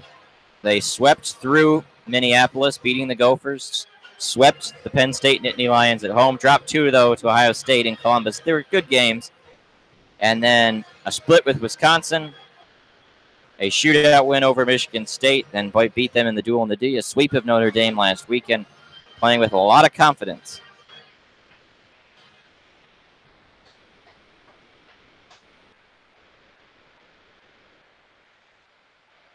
Just about 1 minute remaining until the puck drop for the third period, at least it says on the Jumbotron. Neither teams have come out, though. Yeah, we've yet to see the teams really get out here yet, and there they are. Yeah, just speak of the Devils there, quite literally for the opposing team. But action will resume in just under a minute. So thank you again, WCBN FM Ann Arbor 88.3. Thank you for joining us. We will be able to bring you the third period and the conclusion to this one at Yost Ice Arena, 4-2 Wolverines as we start the third in just a few seconds. Once again, shots 24-19 in favor of Michigan. Score 4-2 in favor of Michigan, controlling the game as a whole. It's never really felt that close. First goal, 51 seconds in by Arizona State. Since then, though, Michigan really kind of seized command of the game, and that second goal does kind of get Arizona State back in it, but they're going to have to either capitalize on what chances they get or really show something that we have not seen so far, because Michigan really has just dominated play overall. And the action now back underway for the third period between these pair of teams. Michigan will be to our right as they continue to switch ends for the third period back the way it was in the first. Michigan got 3 goals in the first period. Arizona State 1. The teams both got one in the second. Now coming out to center ice are the Sun Devils, and into the offensive zone. Clifford chases after Brendan Warren, who taps it against the boards, trying to hold it in at the point where Arizona State, they were able to, but that was just really an attempt to get a change. Long stretch pass up for Raby. He just taps it and lets his guys get a full change. Out comes the first line. Cooper Marody along with Dexter Danks. A nice stretch pass across. Johnny Walker, the goal scorer for Arizona State, brings it in. Tried to dangle around Piazza. Unable to do so. He collides hard with Luke Martin, and Piazza cleans up the leftovers and brings it out. Martin tried to play it out to center. Gets taken away. Michigan holds it, plays it off the boards. That's offsides, though, and it is whistled right away. 18:53 remaining in period number 3.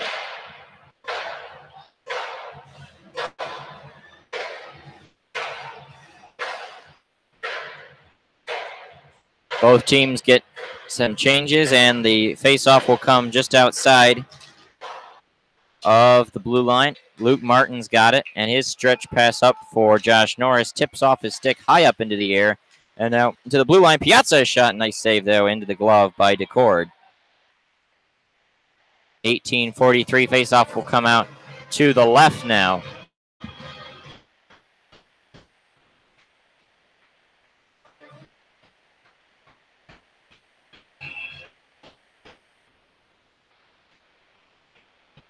Norris will go into the circle and will take the draw against Bunsis out there with Lappin and Simpson.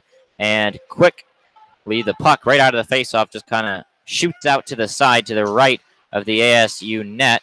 Now it goes over to the middle and into the Michigan zone. Simpson brings it, and he gets hit hard there by Boca, just pressing him up against the glass. And it goes out into the corner. Slaker head along the boards. He lost it, now picked up by Arizona State the other way. Battled for in down behind. Bunsis goes after it and just kind of dug out there. Cutler Martin battling with Simpson. Now it goes all the way out to the boards where Stridesburg just backhands it, trying to put it in the zone. Cutler Martin battles for it, now come out in front. Arizona State with an opportunity, but a backhand pass there for Bunsis.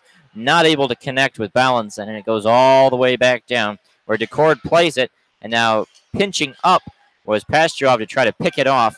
Just kind of flipped it up into the air at center ice, and it goes back into the Michigan zone where Quinn Hughes picks it up, leads the Wolverine rush the other way. Nick Pastrov brings it into the zone, and on the right side puts on the brakes, lays it behind himself, trying to set something up down below. Quinn Hughes has got it. He's going to wait, turn, cut to the middle, and he holds it for a second. Now just kind of spinorama, throws it over to the side. Saccone play over into the middle where it is battled for, and now Pastrov tried to jam it free, and now coming into the zone is Paschnik's thrown right in on net.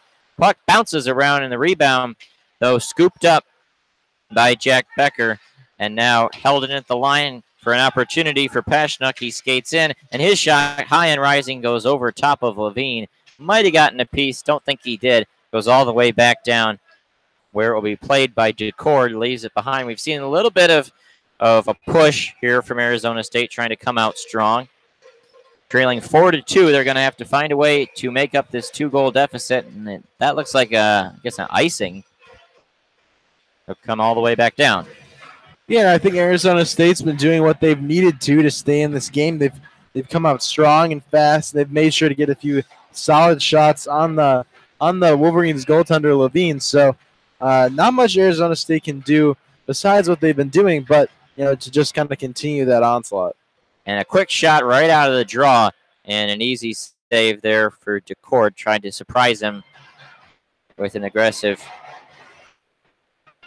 shot. 16:48 remaining in period 3.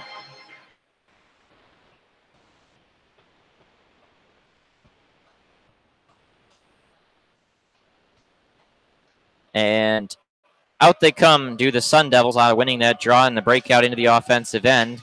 Battled for down behind. Piazza plays it off the boards, and now pinching up with it is Jansen's. Battled along by Piazza and Winborg along the side. Now the puck comes free where Jansen's, and everyone kind of going after it. Now it squirts out in front.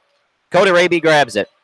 He brings it into the zone. Winborg, his shot. Ooh, and it just went wide of the net. From a bad angle, Raby takes a shot, goes beside the net, and now out into the corner, and they try to dig it out there. Danks, Wimborg, they're all kind of going in after it. Danks will pick it up. He's got it and lays it down behind, where Wimborg will chase in after it. Rowe and Danks will pick it up. Boca lays it off the boards. Raby's got it. He plays it over into the center. Danks and Marody both watching, trying to create something, and here it is. Raby's got it. An opportunity. His shot goes high and rising over top the net. Marody pinches in, trying to create something. He skates over into the middle, turns with it. Just going to try to leave it off to Calderon, but he lost it. Skipped off his stick, didn't see it. And Marody's pass up for Calderon, just a little bit too far for him. The Wolverines want to get a change, but they also want to watch and see if they can't create something. And puck comes out to center and now picked up. Simpson goes in after it. Nice play, though, by Boca.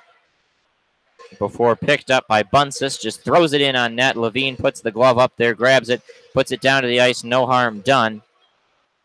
As it filters along the boards, Danks over, looks for Martin. Pass up to the point, and a shot there by Stridberg goes off of a body. Ricochets out to the neutral zone. Balanson skates right in. His shot goes high and over top of Levine. Missed him altogether. And now it goes all the way back around. Calderon going to battle and try to get it out of the zone. Michigan needs to clear, and they are able to. Norris going to bring it out. He's looking for perhaps a center. He's got Sanchez along with him. He takes a quick shot, and it goes off the left arm of Decord up into the netting, and we have our under 15 timeout. Well, a lot of action in this third. You can tell both teams are kind of itching to get that next goal. Michigan trying to put the game out of reach, and Arizona State trying to close the gap. So definitely an exciting one right now, but both goaltenders have remained strong throughout the first 5 minutes of this one.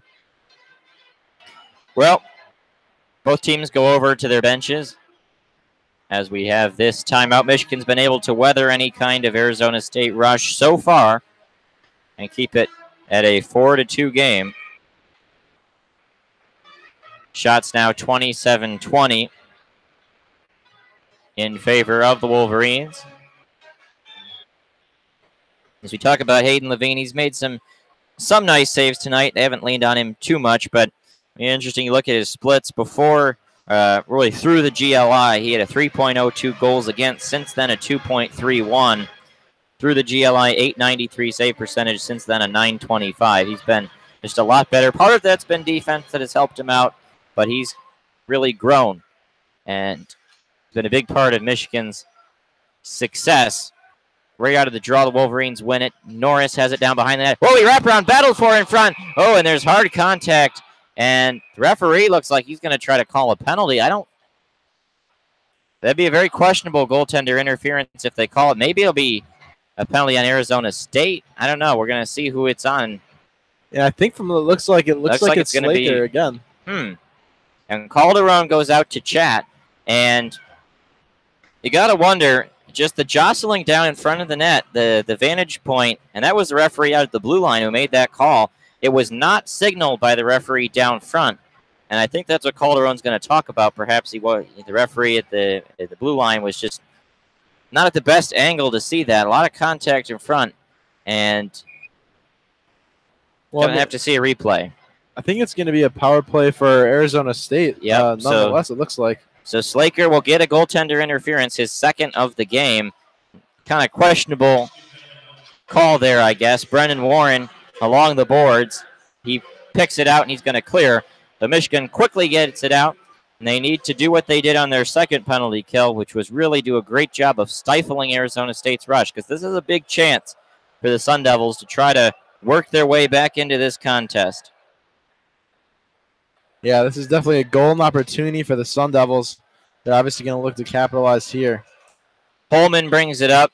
Levine is going to just fire it over to the right side, trying to clear it out. Was unable to hit the boards as an Arizona State player got his glove up there. A quick scrum. Walker is going to play all the way across to Gruber. He's going to lay it behind for Pashnuk.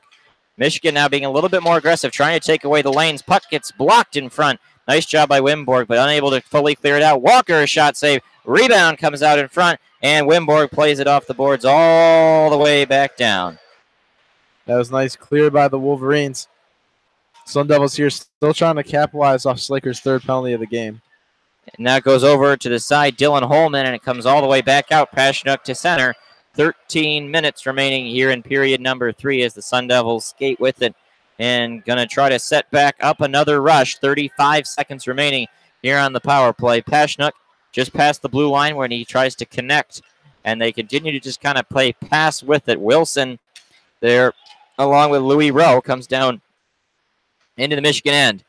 Digging for it on the boards is Wilson. Lays it to Ballinson, back to Wilson. The two defensemen play catch with each other. Back to Ballinson. He's at the Big Ten logo. Pass across. Just a little too far for a hold in, but a good job by Arizona State to contain. 5 seconds left on the power play. They've still got a shot skating into the middle, and now, Michigan does clear just a little bit too early. If it had been about 5 seconds later, Slaker would have had a shot at a breakaway, but he was just not out of the box yet when that clear bounced off the glass right in front of the penalty box. As Michigan kills off that power play, they're now 3 for 4 in killing penalties. 12:06 remaining in this game. Michigan still clinging to a 2-goal lead, and we've got an icing called on the Sun Devils, so Wolverines will get an offensive zone faceoff opportunity. Arizona State will be forced to stick with the guys that they currently have out there. It's Steen Pashnuk, Jake Clifford, and I believe Dominic Garcia. Yep, the full third line is out there. Had to read the numbers from an obstructive view. Nick Pastrov tries to dig it out, and he does to Boca at the point. Boca plays it down where they go around and battle for it. Pastrov plays it off to the side, and now a pass a little too far for Michigan to handle. Boca going to pick it up. He plays it off the boards. Becker to the middle. Here comes Pastrov. It's Nick bringing it out, and he just kind of loses control of it for a split second. And Arizona State quickly takes it away. Defenseman right there on the spot. Breakout a bit sloppy for the Sun Devils right here. Jansen's going to hold with it, along with his defenseman Ratz, and now they finally do get it into the Michigan end. For an easy tap there behind for Hayden Levine. And going down to the ice is Jack Becker. Pastrov plays it off the boards. He gets a hard hit by Steen Pashnuk as Michael Pastrov brings it on in, and he wrists it to the middle. It'll be picked up, played around Joe Ciccone, and just out past the blue line. Quinn Hughes picks it up. He's going to skate with it, try to go around the Arizona State player Clifford, and he does. And he skates through all 5 guys and allows his forward line to get out there. They get the top line out. But Arizona State quick to it, and a breakout comes the other way. Simpson puts on the brakes, and he waits, looks for a centering pass or a shot. It is blocked. Ciccone got in the way of it. Wilson had an opportunity for it, and Calderon pursues. Almost a second breakaway opportunity for Calderon. He's been denied once by DeCord, and a long dribbler all the way into the Michigan end. Goes right up dangerously close to Levine before Hughes can pick it up, but he does get to it. Long stretch pass, Calderon just a little too far for him, and now Wilson's got it in behind the Arizona State net. Skates out to the right side, and a pass for no one in particular goes out to center ice, and now picked up there by Danks for a second. Now goes over to Ciccone. Siccone's got it, and he'll skate up with it. He loses it for a second. Now it comes out to the middle. Luke Martin's got it, and he wrists it on the backhand to Marody. Pass over to Calderon. Calderon's going to skate around the defenseman. Pashnuk, his centering pass for Marody, unable to connect, but a nice job there. Good poke check from Cooper Marody to pick the pocket with Arizona State forward Miller. It's along the boards. The Sun Devils are able to get past the blue line and try to clear, and center Walker a little bit too far. Gruber, and now I think we got it offsides. I think the whole play, the whole rush was offsides, as now we're under 10 minutes remaining. 9:39 left in period number 3. Shots 27-21 in favor of Michigan. Score 4-2, the Wolverines. It's been a quick period so far, really. A lot of time's already gone by, and, the closer it gets down to 0, the more time that really runs out for Arizona State. They've got to make something happen quickly. Yeah, and like you said, that clock now becomes kind of like a do or die clock for Arizona State here. They got 9.5 down 2. They've already had a few good chances, and they already had a power play. So I'm sure it's a little frustrating for them because they're obviously trying to generate some chances. But they're definitely going to need a goal here soon because without one, I think they're really in trouble. So 4-2 is our score. We've got a nice little Wolverines in the NHL graphic going on here. A look at some different players, a pair of them on the Winnipeg Jets, Kyle Connor and Andrew Kopp, for that very good Jet squad. Always a lot of talent for Michigan in the NHL, and there will be off this team as well. That, I believe, hit into the bench right off the face-off. So it's going to go down into the Michigan end because it touched the Michigan bench.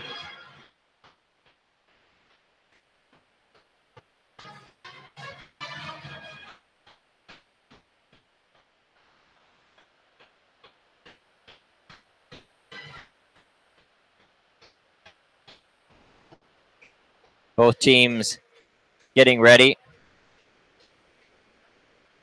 for the face-off, and it just kind of results in a rugby scrum over to the right side. And now it gets picked out quickly. Martin pass over to Raby, and in behind the net, DeCord comes out to play it, and it gets broken out. Out come the Sun Devils with an opportunity looking for Rowe on a centering. That one goes just wide of Levine, and out comes Michigan the other way. Wimborg gets it. Pass off the boards looking for Brandon Warren, unable to find him. That's going to be an offsides on the Wolverines. It'll come just outside the Sun Devils zone by the Toyota inscription, as both teams will get a change. 8:58 remaining in period 3. Yeah, I think we're starting to see a little bit of a mounting frustration from Arizona State right now. Obviously, they're trying to get that one goal they need, but that stifling Michigan D, stick checks, things like that. So Arizona State unable to close the gap yet. Norris not able to win that draw. Arizona State will corral and control. They chip it in deep, and going in hard against the boards is Joe Lappin. And it looks like we're going to have another power play coming for the Wolverines as it gets touched at center ice by Ratz. And we will have a Michigan power play. It'll be boarding against Lappin for that big hit. Yeah, I think that was probably just the frustration there. I think, trying to create something big for his team, and I think he just gets a little carried away there, and instead, really endangers their chances of staying in this one. Michigan, I believe, 0 for 3 on the power play so far, but I think if they could get this one, they could feel really good about it and possibly put the game out of reach for Arizona State. So 8:41 remaining in period 3. We have a 2-minute power play coming to the Wolverines. Joe Lappin, and they're going to say it's elbowing, not boarding officially. They don't like that opening draw from Norris, an infraction, so they're going to do it again. They'll let him stay in, though, for this draw against Brett Gruber, the top-line centerman for the Sun Devils. And the draw is won by Norris. Pass across to Boca. Boca, quick shot in on net, and a good kick save there by DeCord. Turning around and spinning is Piazza. He'll throw it around along the sideboards. Norris plays it off, and they continue to wait. Pass out to the top. Piazza to Boca. And Boca's pass over to Piazza hits the stick of Dominic Garcia. Ricochets way up into the air, into the club section, where it's caught by a man with his bare hand, I think. Everyone in the Children of Yost student section applauding that nice snag. Yeah, and they're applauding, but I'm sure they wish that puck would have stopped its trajectory a little bit shorter and would have landed in the Children of Yost section. And we have another face-off infraction. They don't like something Norris did once again. This time they'll kick him out. Slaker will skate in. And he'll take it instead. He does win it. So Michigan will have a chance to control. Piazza pass down. Norris over to Boca. Boca sets up his shot. Nice save, though, by DeCord. Gets right over. Sees it all the way despite the screen from Becker. And he gets the glove on. It's still 1:32 remaining in this power play. The action's been a little chopped up here by some stoppages. And now Michigan will remain with their second unit as Arizona State continues to shuffle to get fresh legs out there. And another good face-off win there for Josh Norris. Pass across Boca to Piazza. That shot is blocked. Hit a body in front, and it squirts over to the side where Slaker picks it up. Now pass over to the point. Boca does a good job on a bouncing puck to keep it in. Piazza shot. Ooh, Slaker in front of the net had a chance to redirect it. He did not. Nice pass over to Piazza. Can he hold it in, though? A quick race. Oh, and it's held in at the line. Out comes Arizona State. They have a chance at a 2-on-1, but holding back was Gruber. He decided not to follow Pashnuk in for the chance of a rush, and I think we're going to have a penalty coming to Michigan. Yeah, it looked like either tripping or slashing or something of that variety with the stick there. So I guess it's going to be 4-on-4 for about a minute.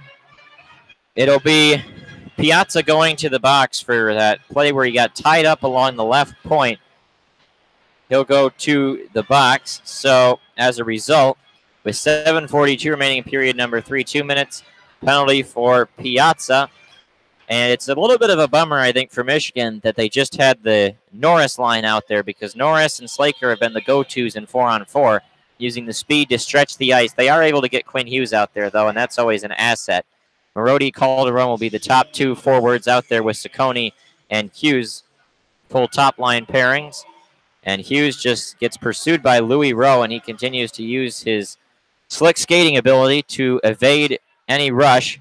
Pass over to Marody. Marody brings it out just past the center line into the offensive end. Marody, nice job staying away from any pressure, and now he skates over to the right side, and he'll make a little move, cut in on net. Toe drag. Calderon's got an opportunity, just unable to put it on his stick. Man, third time tonight Calderon's had a decent look at the net. One he missed wide. He had the breakaway stopped, and they're just unable to really get a shot in on net. 7 minutes exactly remaining in period number 3. 20 seconds left in the Arizona State penalty to Lappin, and that will be a Sun Devil power play. Norris, a quick shot. Nice save, though, with the glove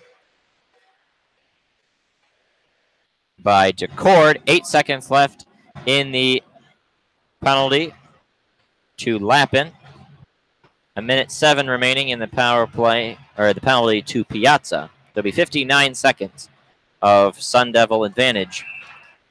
Pretty much once this draw begins, Michigan's got to be conscious of that in having the 4 guys in the offensive zone. You can imagine you'll see a defenseman drop back pretty quickly. And it comes right on front. Slaker, a great chance in front.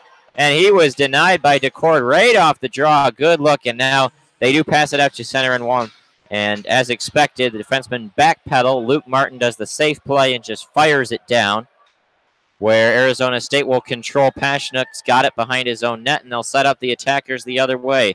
The defenseman skates up with it into the offensive zone, cutting over to the middle. He's going to lay it behind himself for Johnny Walker. A shot and an easy save for Hayden Levine right into the chest. And he hangs on. 38 seconds left in the Arizona State power play. Face-off coming now to the left of Levine.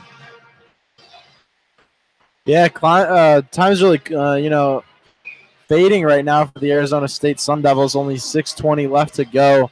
Obviously, 38 seconds on that power play, but they're going to need something here. And now that face-off was won by Arizona State, but unable to keep it in as it went all the way out. Raby pursued just enough to make sure it gets out to center ice. So now we'll see if Arizona State can get one sustained rush. Doesn't look too promising right now. Raby took it away easily at center, and he cleared it back down. 20 seconds remaining here in the power play for Arizona State. And this was, 1 minute of power play time that perhaps just not able to convert. 8 seconds remaining. Pashnuk just across center, and he'll do a little dump and chase, looking to connect up there with the top line forwards. Walker picks it up down behind, and Michigan now back officially to full strength. Puck comes out, and it's blocked. A shot there for Steenberg is taken away and blocked. Michigan brings it out to center. Full sail changes for the Wolverines. Raby comes out to pursue. Clifford just banks it in. Oh, and the puck comes free right out in front of them. And we got another penalty coming. Not sure what this call is going to be. And we have some boos raining down from the crowd. Ciccone, it's going to be hooking. And all of Michigan's players are really arguing now. Not happy with some of these calls. It's been a penalty happy game so far. That'll be now the 10th penalty call, 5 on each team. Or 4 now, 4 for Arizona State, 6 on the Wolverines. So this will be the 6th power play chance for Arizona State. It's going to be Boca, actually, not Ciccone going to the box. But the hooking still stands, 5:19 remaining. Well, this is going to keep, the Sun Devils' hopes alive. And it looks like there's going to be a timeout, I believe. It's the 1 minute timeout for Arizona State. So obviously, the Arizona State coach Greg Powers, he's really rallying the troops here, is trying to see if he can get anything out of his guys in the last 5 minutes of the game. They're obviously going to need to convert here on the power play, and then make some magic happen in the rest of the game. So still a long way to go for Arizona State. And on the other end, I think Michigan's just going to have to kill this power play as best they can. And if they're able to kill it, I think they're going to have a great chance to finish this one out strong. Yeah, it's hard to see Arizona State really being able to put a lot in once this power play ends, because if they do not convert, there will only be about 3:19 left, and as soon as it gets back to full strength, they're going to have to start thinking about pulling the netminder, because down 2 goals, which would be the scenario, you got to give a lot of time for your team to be able to come back with the extra attacker. So Michigan could be shorthanded for quite a bit of this end of this game between the power play and a potential empty net situation. Arizona State trying to make one more push, down 4-2, 5:19 remaining. Shots 29-22 in favor of the Wolverines.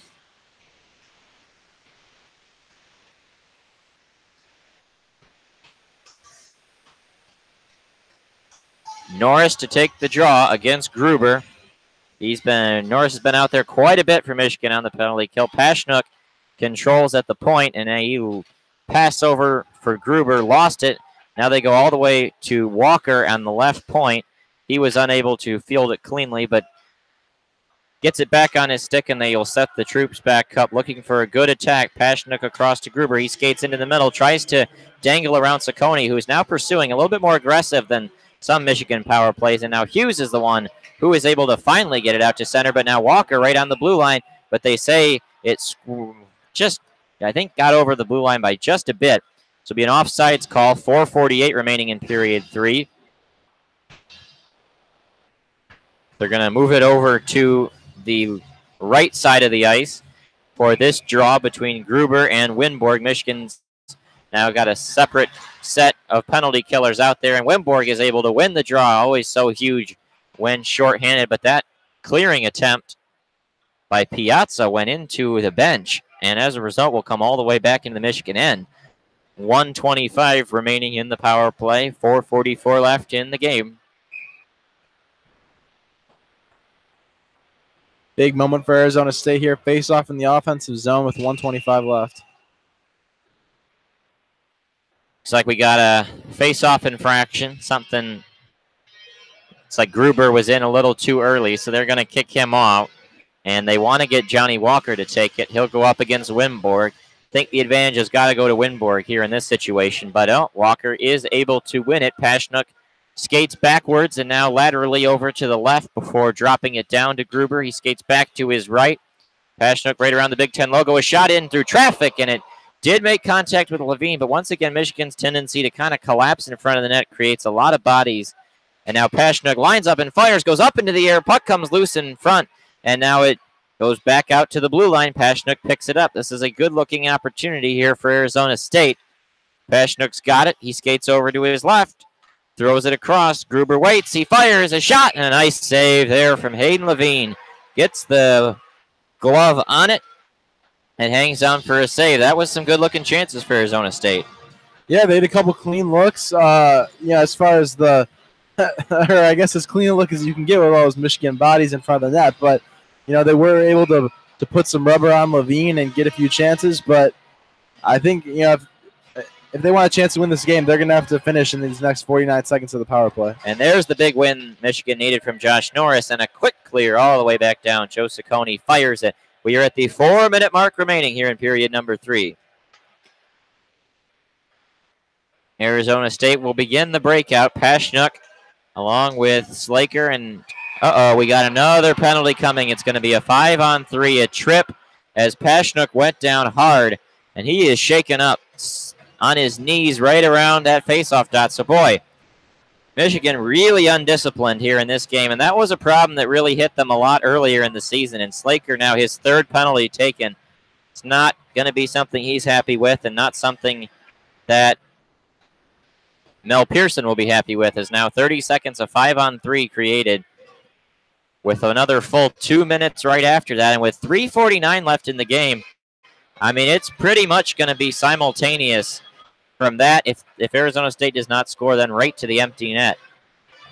Yeah, I think that actually might be the fourth on Slaker. Slaker's really had kind of a tough game with the men in black and white so far. So yeah, really struggled so far. So Slaker will get a hooking, in fact, is the call to shake up Pashnuk. A 5-on-3 chance here for the Sun Devils. Johnny Walker skates over with it along the Big Ten logo. Pass across. A shot. It hit the pipe. Winborg tried to clear it out. Walker, and now the puck comes free all the way across for Strideberg. He picks it up. Gonna skate back with it. Arizona State hit the iron. And now Walker's shot. That one hit a stick of Ciccone to ricochet up in the air. Exactly 1 second remaining in the penalty to Nick Boca. It'll be interesting to see what Michigan does, who they send out there. Because Boca, a defenseman, is going to be coming out of the box. And indeed, they send out Dakota Raby to yank Winborg off. So it'll be 2 forwards and a defenseman. As soon as Boca gets out, it'll be the 2-2 for the full penalty kill. A little bit of luck there to get that shot to generously go off the pipe, and a draw is won back. Balance and pass across. Boca is now out of the box, and he's going to come in quick. Arizona State's got to be cognizant, and he assumes a place right near the front side of the net. Wilson's got it. He skates right in, and it got a piece of the leather from Hayden Levine. Raby tries to clear it out. Can he do it? No, he cannot. Held in. Wilson's going to skate right in with it, and a shot saved by Levine. Puck is loose. Raby goes in after it. Norris battles for it. And now Norris is going to get to it with 1 minute remaining here in this power play. He skates just across the blue line, turns around with it at center ice, drops it off for Luke Martin, and he clears it all the way back down. It'll be handled there by Decord. 2:39 remaining in the game. 50 seconds to go in the power play for Arizona State, trying not to waste yet another opportunity to get back into this game and make it closer than the 4-2 it currently stands. Piazza picks it up. Oh, he has clear opportunity. Wasn't able to get it out yet. Banks it off the boards, but held in at the point by ASU. And now they find the open man. It's Johnny Walker. His center, though, tipped off a skate. Ricochets over to the side. Balancen's got it at the point. Sends it across to Gruber. Lays it behind for Balancen. A shot in through all the bodies. A shot. They score. And that puck bounced out, and Gruber picks it up. He puts it in the empty net. And so now it's a 4-3 game with 2:03 remaining. Yeah, I think that's going to be 2 goals off 2 Slaker penalties right now. So I'm sure Mel Pearson isn't too happy with his forward Slaker, but I think Arizona State really has a nice chance here. 2:03 left. I'm assuming they'll pull their goalie very soon, so they'll have a chance at this one. But for the Wolverines, you're really going to have to stay strong these final 2 minutes to come out of here with a W. Once again, Michigan, really just the amount of penalties they've taken, it added up, and a penalty kill which continues to hurt them. Really an issue, and so now in 5-on-5 play, Arizona State quickly gets it into the offensive zone, looking to see when Decord will leave the net. This is an opportunity to do it with an offensive zone rush and a big scrum. They just held up the hand to tell him, no, not yet. Jansen's a shot across. Oh, a save, rebound. Where is it? It's loose. Oh, and it just goes wide. Cutler Martin had an opportunity at it. It's held in, though, right there, and now Calderon breaks it out. This is a chance for Michigan to get fresh skaters out there. This is 5-on-5. Michigan's dominated 5-on-5 all night long. They need to be able to just kind of hold their own until the goalie can get out. Decord skating a few paces out of his net. Here he goes. He is loose out of the net. Ciccone down behind Hughes, and everyone else trying to dig it out from behind the net. Goes up to the point. Pashnuk's got it on the left side. 6-on-5 for Arizona State. 1 minute remaining. A shot through traffic. Levine, the big save. Definitely a huge save there for Levine. We're down to 60 seconds left in this one. So a real exciting finish as we're going to have that face-off in the Wolverines' defensive zone. I think the Wolverines are going to have to get maybe a clear 2 to alleviate the pressure, because I'm sure the 6-on-5 is going to be a little bit too hard to handle, especially with their trouble on the penalty kills. Well, they're going to leave Norris out there, and if he can win the draw, they're going to quickly try to just get it out. And then you play Stifle the Rush at the line. And Norris does win it. That is exactly what they needed, but it was not able to get out. Quinn Hughes, an opportunity. It's loose there. Norris tries to play it out. Slaker flips it up, looking for Dakota Raby. He's at the blue line. A shot into the empty net. He scores! And that'll do it. Exactly the way you draw it up. Win the draw, get it out, and just get past center ice into the empty net. And Michigan will hang on to this one. 5-3, 48 seconds remaining. They've played a kind of a timid defensive period, knowing they had the lead and allowed Arizona State to really tack on a lot of shots here in the third. But it appears that they will get this victory to advance to 17-13-3. Just about 48 seconds left. Pastuov wins the draw back. We'll see if they even bother to pull to court. I doubt they will. Piazza's got it. He passes it up to Pastuov. A pass up to Becker. A potential 2-on-1 rush occurring, and now it gets out to center ice. 36 seconds remaining. Johnny Walker is right in with it, and his pass across for Gruber, picked up by Nick Pastuov, plays it over to Michael Pastuov, lays it behind, and the other Pastuov then clears it back down. 20 seconds remaining as the crowd will count it down for this one. 15 seconds remaining. Pashnuk brings it on in, and he gets held up at the line. Pastuov holds it, plays it off the boards. Becker leaves it for Pastuov, not able to connect with him. 5 seconds. 4, 3, 2, 1, and that'll do it. Michigan gets the victory and defeats Arizona State. 5-3 is our final score. A good win for Michigan all the same, playing a tough but cohesive Arizona State team. The final shot's 33-33 as Arizona State really outshot Michigan here in this final period. Yeah, I think it was a great win for the Wolverines. I think, although they did get the W, I think there were a few spots where they definitely could have worked on their game. I think they were even in shots with Arizona State, 33 each. So you obviously want to limit that and obviously be a little bit better on the penalty kill. But overall, an excellent win. And I think that overall, I think Wolverines have a nice spot with that number 3 seed that was clinched earlier tonight with the Penn State win. So they put themselves in a good position, and hopefully they'll be able to get the job done tomorrow as well. So Michigan now in a 5-3 win as both teams are out there at center ice doing the handshake line, and they will go off into their opposing benches as Michigan will now surround center ice and tap the sticks to salute the crowd as a nice full venue tonight, witnessing Michigan defeating Arizona State 5-3. Number 13 ranked Michigan will improve to 17-13-3. Arizona State in a frustrating year will drop all the way down to 8-20-5. These two teams will go back at it tomorrow night for the final regular season game of the season for the Wolverines, and it'll be senior night as Michigan will be saluting their departing seniors and children of Yost, singing the alma mater down there as the rest of the crowd begins to file out. What would you say is your big takeaway from tonight's game? Well, I think my big takeaway is probably the issues on the special teams. I think, despite the win, I think there were a lot of issues, and I'm not sure if it was necessarily the whole team as, Slaker had, I think, 3 or 4 penalties himself. So obviously that's kind of a lot, but it seemed like overall the Wolverines were kind of unhappy with the direction the calls were going. So, be that as it may, the calls were what they were, and they weren't very good on the penalty kill. And like we had mentioned earlier, I think they're only about 55th out of 60 in the penalty kill. So they're obviously going to need to improve that if they're going to hope to do well in the Big Ten and the tournament, and hope to advance to the Frozen Four or the finals. I think it's going to be tough to play these other great teams, not be as disciplined as you are, and give up power play for a great team and not be able to kill it off and still win the game. So I think that's going to be something that might haunt them later if they're not able to correct it. You have to think so.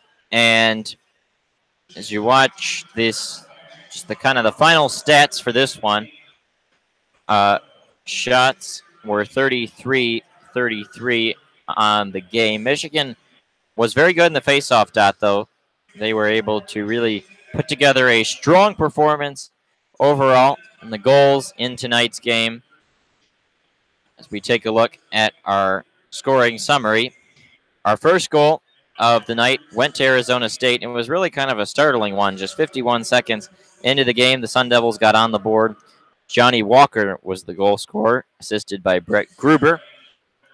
Then Michigan came back with 3 goals of their own to close out the first period.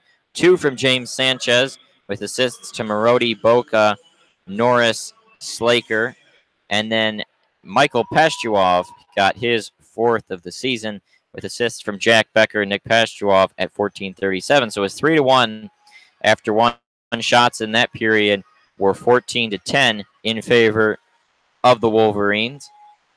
But the rest of the game, a little bit different.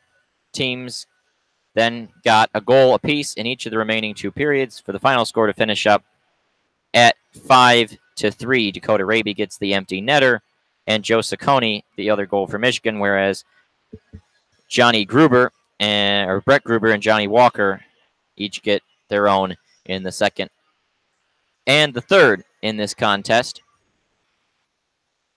And so, as we just kind of look at the rest of the scoreboard, Ohio State is leading 6-2 over Wisconsin. Gotta think that one will hold down in Columbus. So with Penn State beating Minnesota and getting 3 big points, Wisconsin losing to Ohio State, starting to look more and more likely that it will be a 3-6 Michigan-Wisconsin matchup next weekend in the Big Ten tournament. Notre Dame leads Michigan State 6-3 in the third.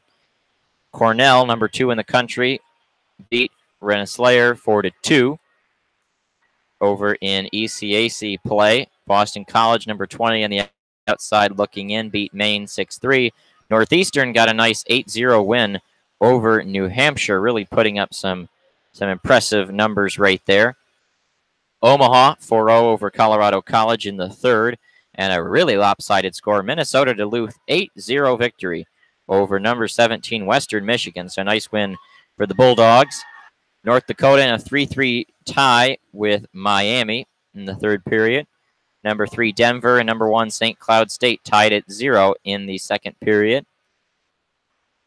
Bowling Green ended up dropping that game to Huntsville down in Alabama. Lost 3-2. Northern Michigan 2-1 over Michigan Tech at the current moment. And number 4 in the country, Minnesota State, leads Bemidji State 2-1 in the third period.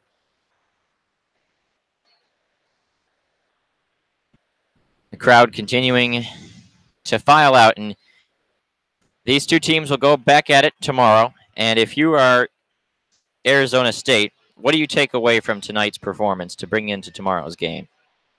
Well, I think they had a lot of nice chances, and I think something definitely to mention is, despite their record, with only 8 wins on the season, 8-20-5, I think that, I don't think that actually, resembles the kind of team they are necessarily. I don't think they necessarily played like an 8-win team. I think they really came out strong. They did their best to capitalize on some opportunities. They were able to create some. They were able to draw some penalties. So I think, they're definitely a force to be reckoned with. I don't think this is just a throwaway game despite, the 8 wins. So if I'm Arizona State, I'm disappointed with the loss. I am pretty happy with how my team played. A couple of the goals that were given up in the first were just kind of tip-ins that, weren't necessarily the goalie's fault or anything like that. So, I think that overall, I'm pretty happy with the performance, especially, hanging in with the number 11 in the piecewise team like Michigan. So I think I'm happy with the performance. Yeah, I think Arizona State really did not get blown out, and they've played some really tough games this year. They got flattened by Penn State when they played them twice earlier in the season, but they were able to hang with Michigan and have some chances and really get, to pull the goaltender with a chance to make something happen. 3 stars of the game, 2 of which for Arizona State, Johnny Walker and Brett Gruber for their nice offensive performances, but James Sanchez with the 2 goals. The first star of the game for Michigan. And the one thing that I think has been nice for the Wolverines is really that we're seeing other guys score. Early in the season, it was really reliant on Danks, Marody, and Calderon, but now 2 from Sanchez. We saw Ciccone get into it, Raby with the empty netter. A little bit more diversified offense. Yeah, and I think, obviously if you're a fan of the Wolverines or a part of their team, you have to be really happy with that. The teams that are able to score on any line are usually the ones that are able to go deepest in the tournament, in my opinion. But in this game in particular, I was pretty disappointed when Sanchez didn't really get a ton of opportunities. I really wanted that hat trick.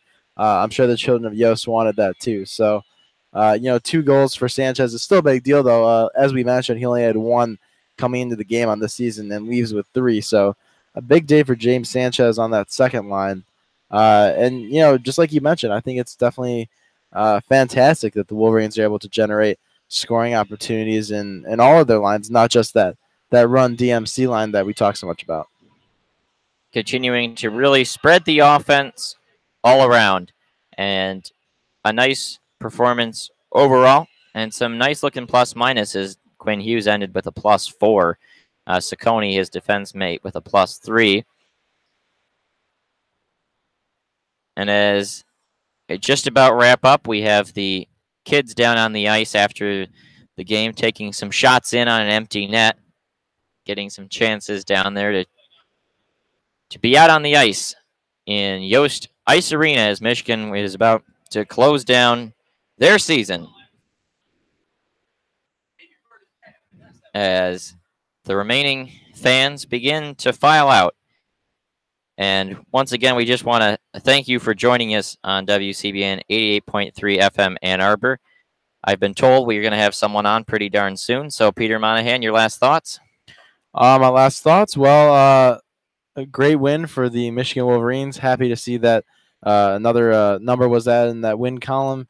And again, thank you for listening. And thanks again to Alex Kramer, who is a great in-studio engineer for us. He's on the other side of things, so I think he deserves some credit as well. So, great to have someone like him helping us out on the other side. Yep, overall, a good win for Michigan. They improved their record, will continue to climb up in the pairwise, get closer to the NCAA tournament. Michigan 5, Arizona State 3 is our final score from Yost Ice Arena. For Peter Monahan, I'm Alex Drain saying good night and go blue.